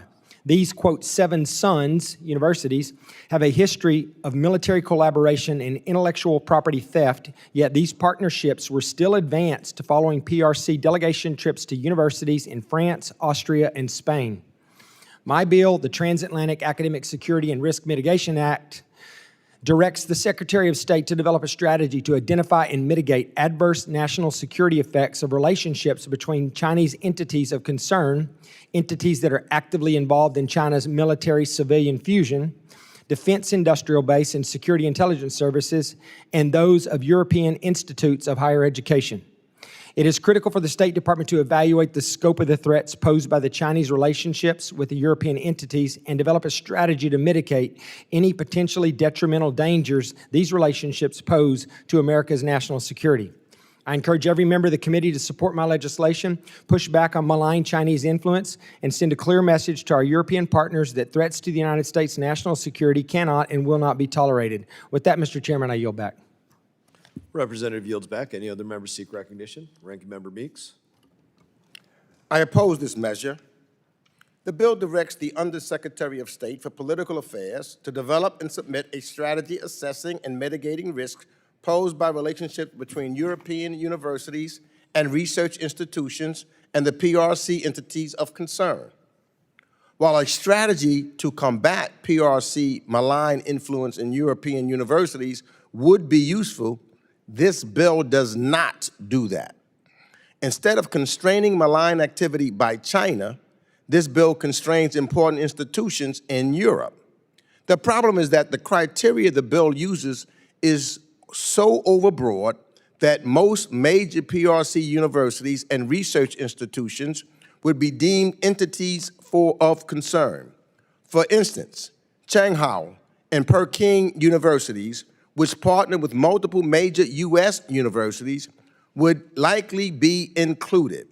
Instead of focusing on the types of activities that would be concerning or compromising for our European partners, like having Confucius institutes that disseminate the CCP's propaganda or cooperating on sensitive research with a military-aligned lab, this bill would label any kind of relationship between a European university and the PRC university as problematic.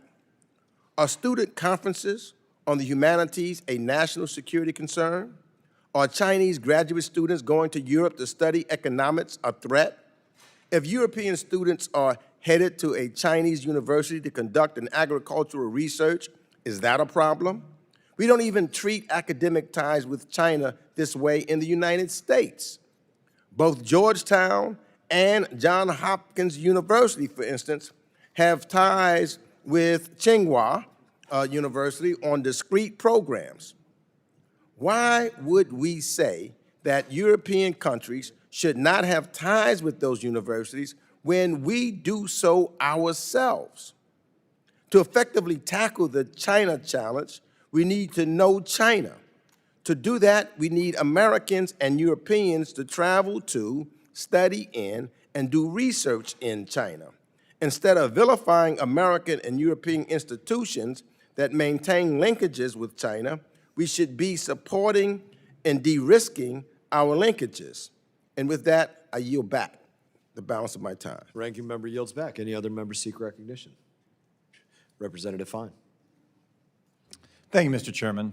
And thank you, Representative Jackson, for allowing me to speak in support of this critical legislation today.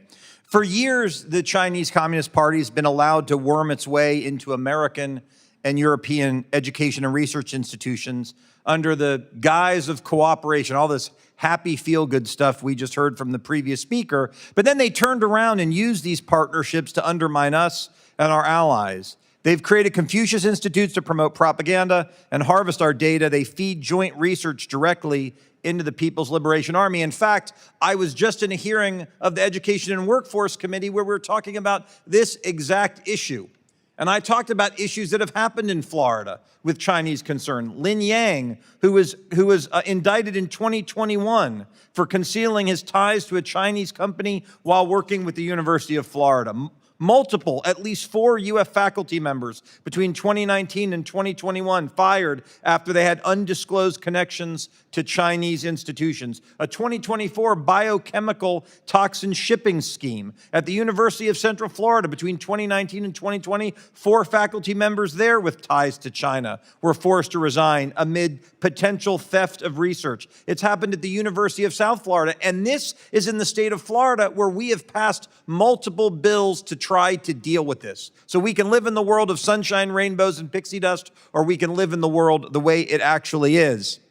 These relationships, these so-called partnerships, have directly led to the CCP gaining access to sensitive research and technologies, which they can then use to turn around and attack Taiwan, or worse, us. Thankfully, in America, we've woken up, but our national security is still at risk if our European allies do not take similar steps. As you can see on the posters behind me, French universities have identified 483 identified ties to Chinese entities, and British universities have 1,518 identified ties. And I got news for you. These ties aren't because they're looking out, China's looking out for what's good for France and Britain. It's because they're looking out for what is good for China, a country that is run by a totalitarian government that seeks to harm the United States.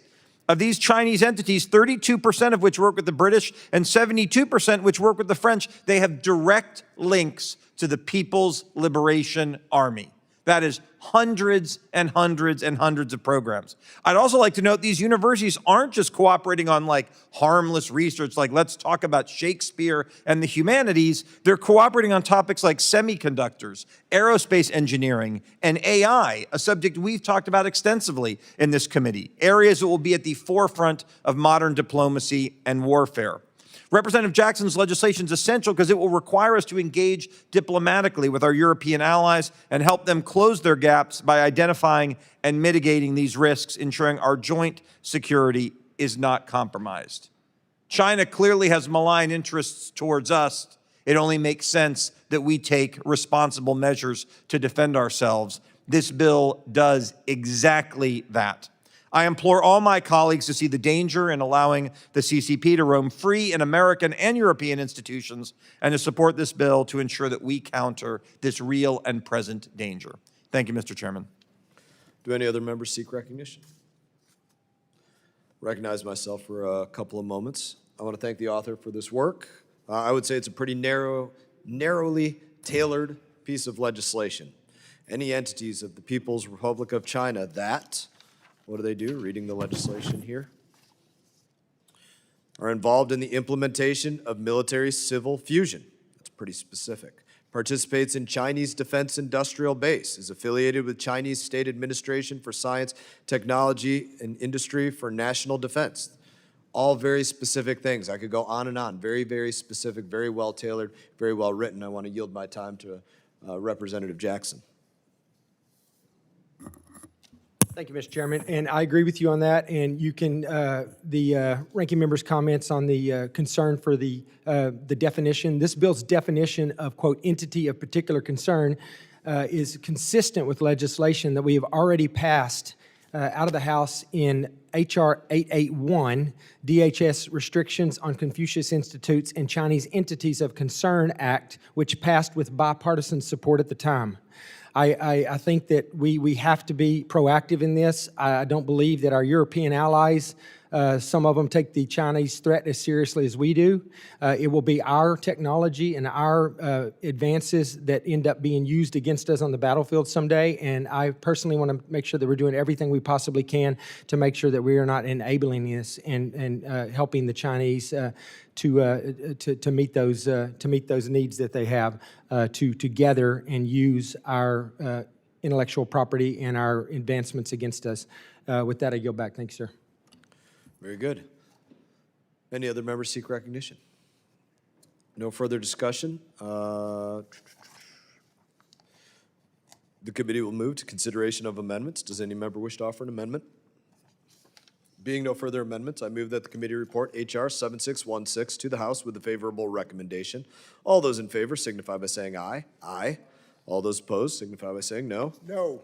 Opinion of the chair, the ayes have it. Can The I motion ask is for a roll agreed call to. vote, Mr. Chairman? A roll call vote has been requested pursuant to the chair's previous announcement. This vote will be postponed. I believe this is the last bill we have up for consideration. Pursuant to notice, I now call up H.R. 6428 to require the Secretary of State to submit a report on participation in educational and cultural exchange programs. The bill was circulated in advance, and the clerk shall designate the bill. H.R. 6428, to require the Secretary of State to submit a report on participation in educational and cultural exchange programs. Without objection, the first reading is dispensed with, and the bill is considered read and open to amendment at any point. Without objection, the bare amendment in the nature of a substitute circulating to members in advance shall be considered as read and will be treated as the original text for purpose of the amendment. Would the author like to speak? Yes, please. I'm sorry, would the ranking member like to speak? Or the author first?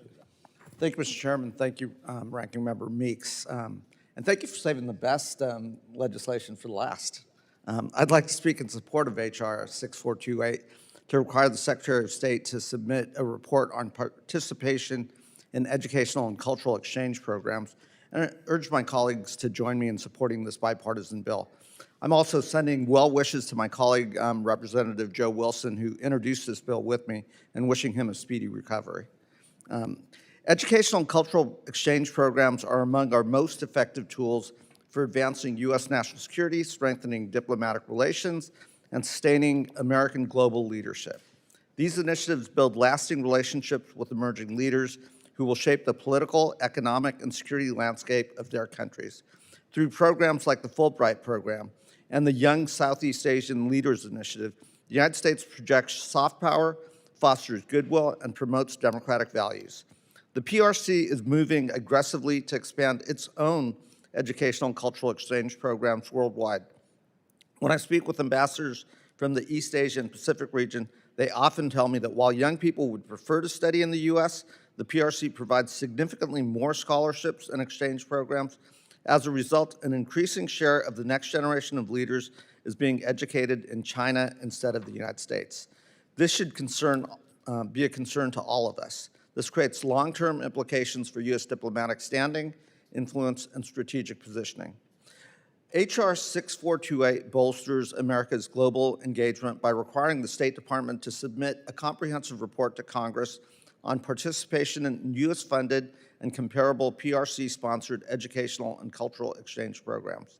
The report will provide detailed data on participation in these programs, participation by country, funding levels, participant demographics, long-term impact assessments of these programs on perceptions of the United States. The report will also include a comparative analysis of these programs on the diplomatic standing and strategic influence of the United States and the PRC. In closing, H.R. 6428 gives Congress the tools we need to better evaluate, strengthen, and promote our educational and cultural exchanges, which advance American values, build enduring partnerships, and strengthen our leadership around the world. I encourage all my colleagues to support this legislation. Once again, I'd like to thank my colleague, Representative Joe Wilson, for working with me on this important legislation. And since Joe's not here, I also want to say on his behalf, I commit to holding war criminal Vladimir Putin accountable for his illegal actions and illegal invasion of Ukraine. Go, Joe. Thank you, and I yield back. That was a great impression of Representative Wilson. Do any other members seek recognition?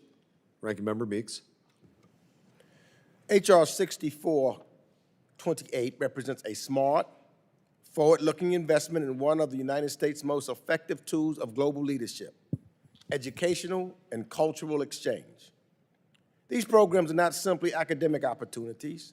They are core instruments of American soft power that build lasting relationships, promote democratic values, and strengthen U.S. influence in strategically important regions. At a time when competitors like China are actively expanding their own exchange efforts to shape global perceptions, this bill ensures the United States remains competitive by requiring the Department of State to systematically track, measure, and report on the effectiveness of these programs, including participation levels, funding, and measurable outcomes tied to attitudes toward the United States and democratic principles. By mandating standardized data collection, country-by-country reporting, and direct comparison with competitor programs, H.R. 6428 provides Congress with clear, actionable insight into what is working and where resources should be focused. This strengthens transparency and accountability and ensures taxpayer dollars are used effectively and enables more strategic decision-making about U.S. engagement abroad. Ultimately, the bill reinforces exchange programs as a deliberate national security tool, one that builds long-term partnerships, counters foreign influence, and advances American leadership through ideas, relationships, and shared values. And I compliment Congressman Barra for sponsoring this bill and moving forward along with Mr. Wilson. And I yield back the balance of my time. Any further discussion? Recognize myself for a moment. This bill enhances congressional oversight of every dollar spent on educational and cultural exchange programs, provides insights into the Chinese Communist Party's soft power efforts, and it expresses support for using these programs to expand America's global influence. Every dollar spent by the State Department must have the goal of making America safer, stronger, more prosperous. America, make America those things. That is what America First means. When done right, educational and cultural exchange programs advance U.S. foreign policy interests by sharing a simple truth with the rest of the world. America is the greatest country on the face of this earth, greatest country in the history of the world, in my opinion. The path to prosperity and security for your country, it doesn't lie with Iran, doesn't lie with North Korea, doesn't lie with China, doesn't lie with Russia, lies with the United States of America. The American values of freedom and liberty and capitalism make America, not the Chinese Communist Party, the ideal partner of choice for your people, for your nation. It's the greatest pathway to prosperity, greater than anything that has ever otherwise been conceived. And I want to thank Representative Barra, Representative Wilson for your leadership on this, and I urge my colleagues to support this piece of legislation. In that, is there any further discussion? There being no further discussion, the committee will move to consideration of amendments. Does any member wish to offer an amendment? There being no further amendments, I move that the committee report H.R. 6428 to the House with a favorable recommendation. All those in favor signify by saying aye. I'm going to vote on it first, and then you can request that. All those in favor signify by saying aye. Aye. All those opposed signify by saying no. Opinion of the chair, the ayes have it. A roll call vote has been requested pursuant to the chair's previous announcement. This vote will be postponed. The clerk will notify members' offices regarding timing of markup votes. The committee stands in recess. Take care.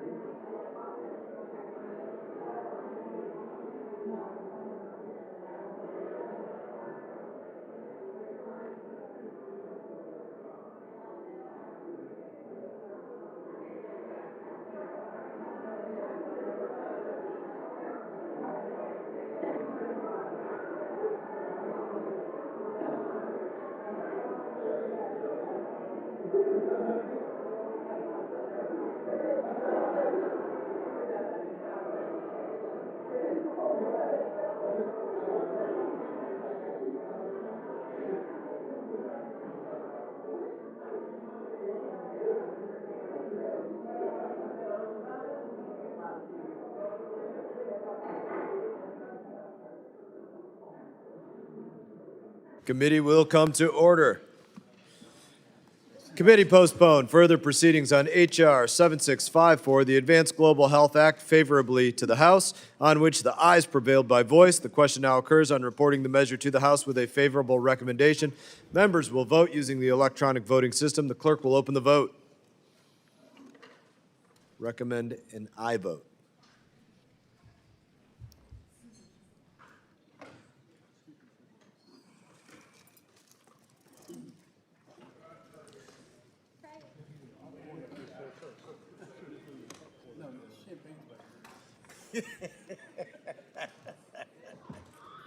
Have all members voted? Hold on. Working? You guys need new batteries or what?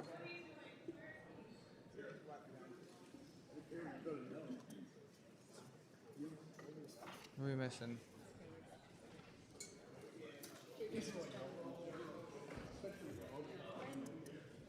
Warren, you got it?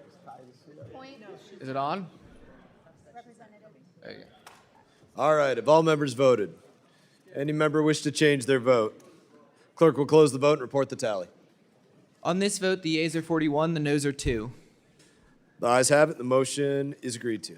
Without objection, the motion to reconsider is laid on the table. Staff is authorized to make any technical and conforming changes.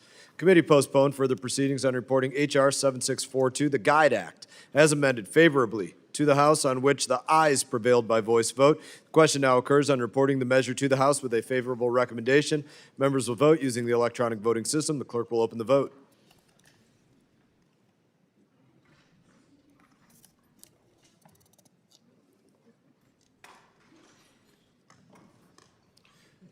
Have all members voted? Does any member wish to change their vote? Clerk will close the vote and report the tally. On this vote, the yeas are 39, the noes are 5. The ayes have it, and the motion is agreed to. Without objection, the motion to reconsider is laid on the table, and the staff is authorized to make any technical and conforming changes. Committee postponed further proceedings on reporting H.R. 7641, the Transparency in Foreign Assistance Act, favorably to the House, on which the ayes prevailed by voice vote. The question now occurs on reporting the measure to the House with a favorable recommendation. Members will vote using the electronic voting system, and the clerk will open the vote.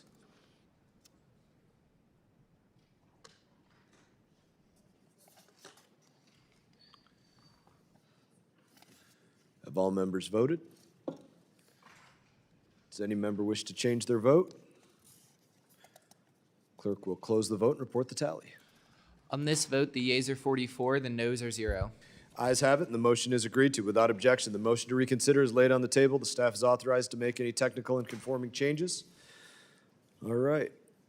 Committee postponed further proceedings on reporting H.R. 7633, the American Assistance Visibility Act, as amended favorably to the House, on which the ayes prevailed by voice vote. The question now occurs on reporting the measure to the House with a favorable recommendation. Members will vote using the electronic voting system, and the clerk will open the vote.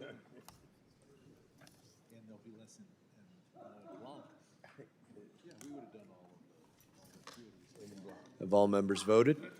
Does any member wish to change their vote? Clerk will close the vote and report the tally. On this vote, the yeas are 44, the noes are 1.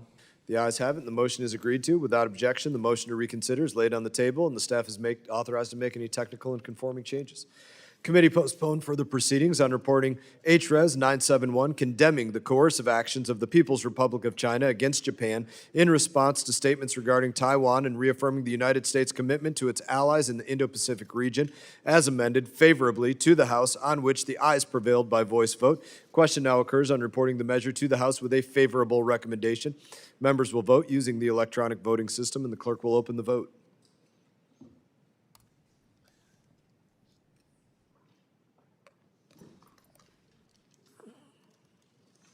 Have all members voted? Any member wish to change their vote? Clerk will close the vote and report the tally. On this vote, the ayes are 45, noes 0. The ayes have it, and the motion is agreed to. Without objection, the motion to reconsider is laid on the table, and staff is authorized to make any technical and conforming changes. Committee postponed further proceedings on reporting H.R. 1744, the United States Commission on International Religious Freedom Reauthorization Act of 2025 as amended favorably to the House, on which the ayes prevailed by voice vote. Question now occurs on reporting the measure to the House with a favorable recommendation. Members will vote using the electronic voting system, and the clerk will open the vote.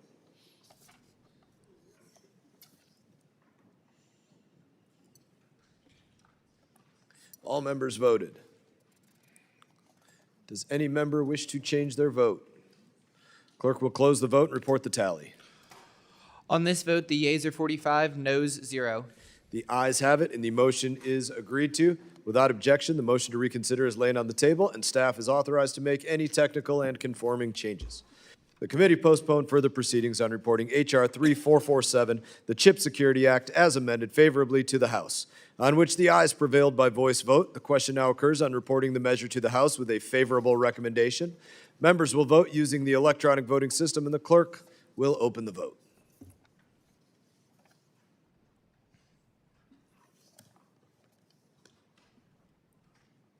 If all members voted, does any member wish to change their vote?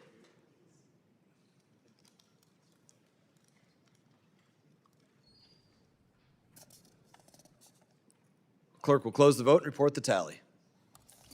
On this vote, the yeas are 42, noes 0. The ayes have it, and the motion is agreed to. Without objection, the motion to reconsider is laid on the table, and staff is authorized to make any technical and conforming changes. The committee postponed further proceedings on reporting H.R. 7669, the Rejecting the Erasure of Afghan Women and Girls Act, as amended favorably to the House, on which the ayes prevailed by voice vote. The question now occurs on reporting the measure to the House with a favorable recommendation.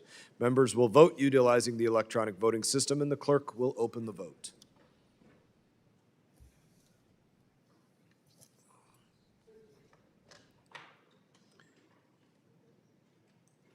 Have all members voted?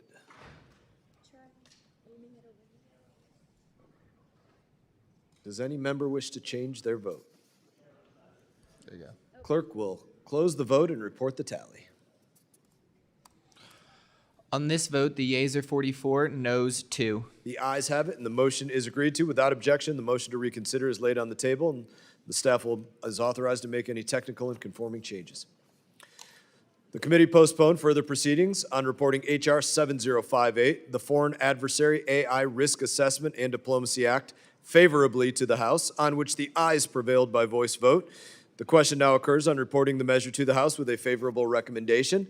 Members will vote utilizing the electronic voting system. The clerk will open the vote.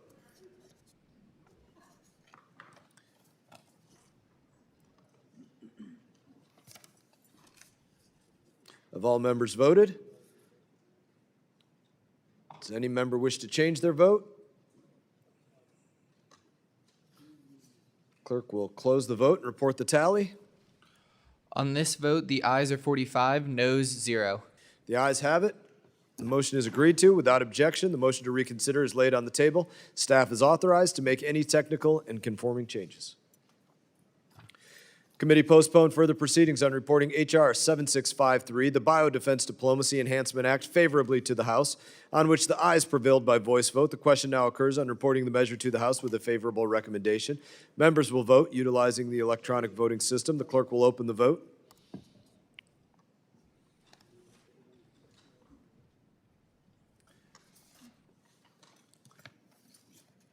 Have all members voted? Does any member wish to change their vote? Clerk will close the vote and report the tally. On this vote, the ayes are 46, noes 0. The ayes have it. The motion is agreed to. Without objection, the motion to reconsider is laid on the table. Staff is authorized to make any technical and conforming changes. The committee postponed further proceedings on reporting H.R. 6196, the Locally Led Development and Humanitarian Response Act, favorably to the House, on which the ayes prevailed by voice vote. The question now occurs on reporting the measure to the House with a favorable recommendation. Members will vote utilizing the electronic voting system, and the clerk will open the vote.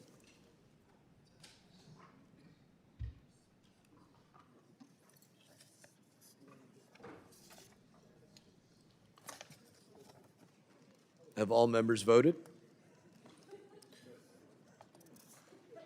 Does any member wish to?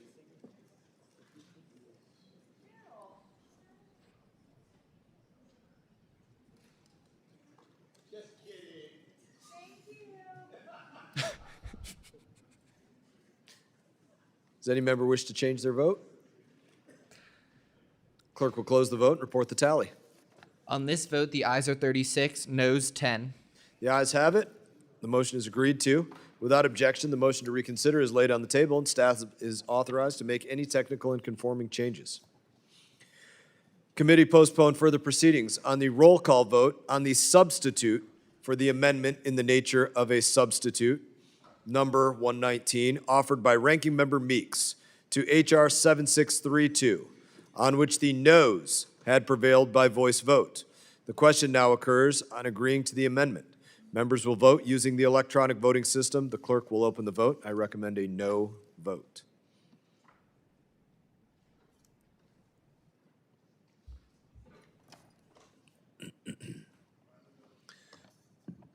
Have all members voted? Does any member wish to change their vote? Clerk will close the vote and report the tally. On this vote, the ayes are 19, noes 27. The noes have it, and the amendment is not agreed to. I move that the committee report H.R. 7632 as amended to the House with a favorable recommendation. All those in favor signify by saying aye. Aye. All those opposed signify by saying no. Opinion of the chair, the ayes have it, and the motion is agreed to.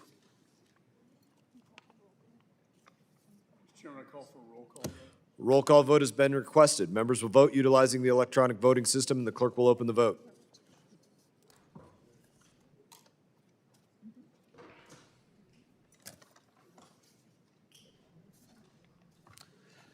Have all members voted?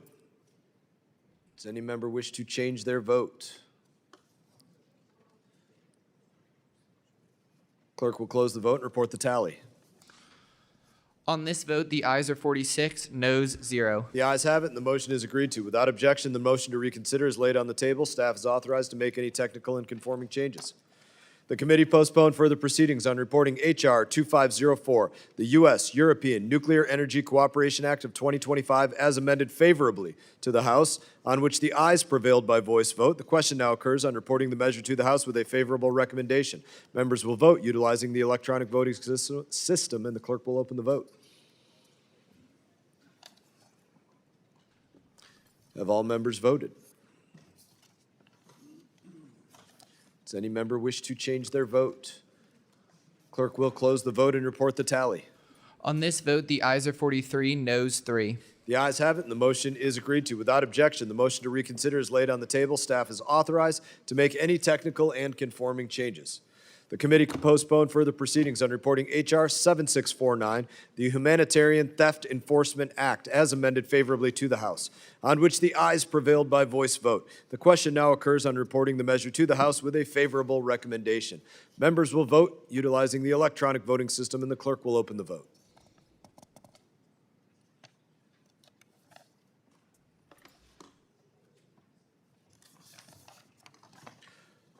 Have all members voted? Does any member wish to change their vote? Clerk will close the vote and report the tally. On this vote, the ayes are 45, noes 1. The ayes have it, and the motion is agreed to. Without objection, the motion to reconsider is laid on the table. Staff is authorized to make any technical and conforming changes. The committee postponed further proceedings on reporting H.R. 7630, the Republic of Georgia's Sovereignty Act, as amended favorably to the House, on which the ayes prevailed by voice vote. The question now occurs on reporting the measure to the House with a favorable recommendation. Members will vote using the electronic voting system, and the clerk will open the vote.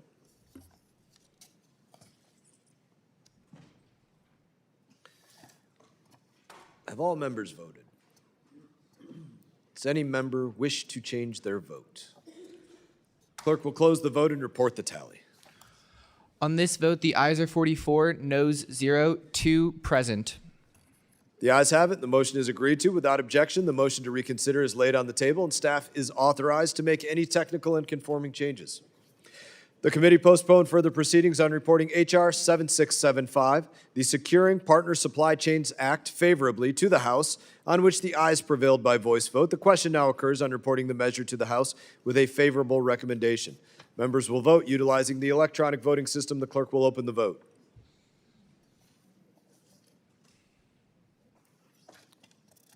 Have all members voted? Does any member wish to change their vote? Clerk will close the vote and report the tally.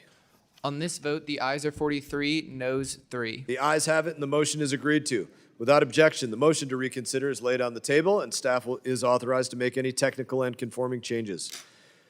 The committee postponed further proceedings on reporting H.R. 7674, the Venezuela Democratic Transition Strategy Act, favorably to the House, on which the ayes prevailed by voice vote. The question now occurs on reporting the measure to the House with a favorable recommendation. Members will vote utilizing the electronic voting system, and the clerk will open the vote.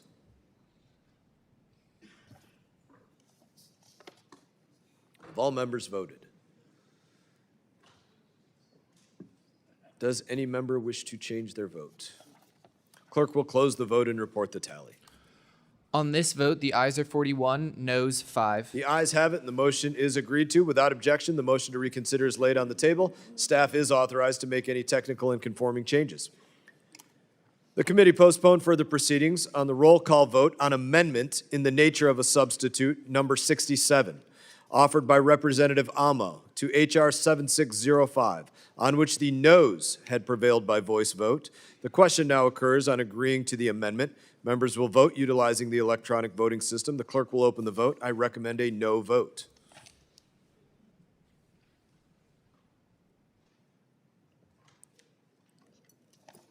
Have all members voted?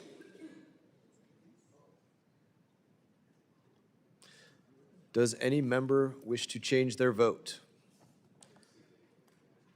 Clerk will, Jim, are you good? You got yours done? Clerk will close the vote and report the tally. On this vote, the ayes are 20, noes 26. The noes have it, and the amendment is not agreed to.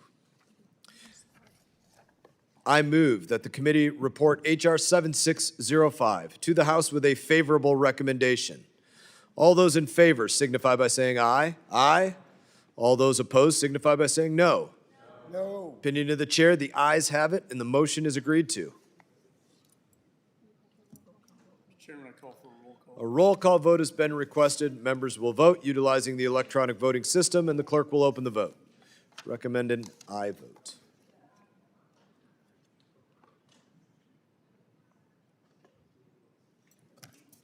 Have all members voted? Does any member wish to change their vote? Clerk will close the vote and report the tally. On this vote, the ayes are 26, noes 20. The ayes have it, and the motion is agreed to without objection. The motion to reconsider is laid on the table, and staff is authorized to make any technical and conforming changes. The committee postponed further proceedings on reporting H.R. 7616, the Transatlantic Academic Security and Risk Mitigation Act, favorably to the House, on which the ayes prevailed by voice vote. The question now occurs on reporting the measure to the House with a favorable recommendation. Members will vote utilizing the electronic voting system. The clerk will open the vote.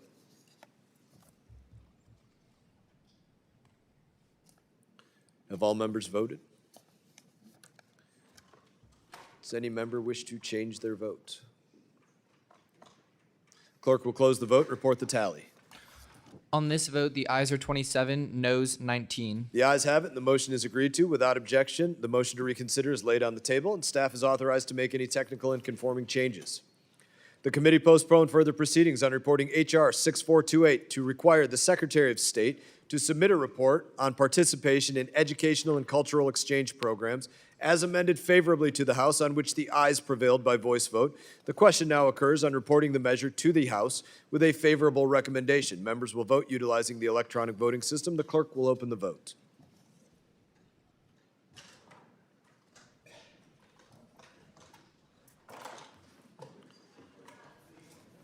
Have all members voted? Does any member wish to change their vote? Clerk will close the vote and report the tally. On this vote, the ayes are 42, noes 3, 1 present. The ayes have it. The motion is agreed to. Without objection, the motion to reconsider is laid on the table. Staff is authorized to make any technical and conforming changes. This concludes consideration of the measures noticed by the committee for today. I thank all the members for participating. There being no further business to transact, committee stands adjourned.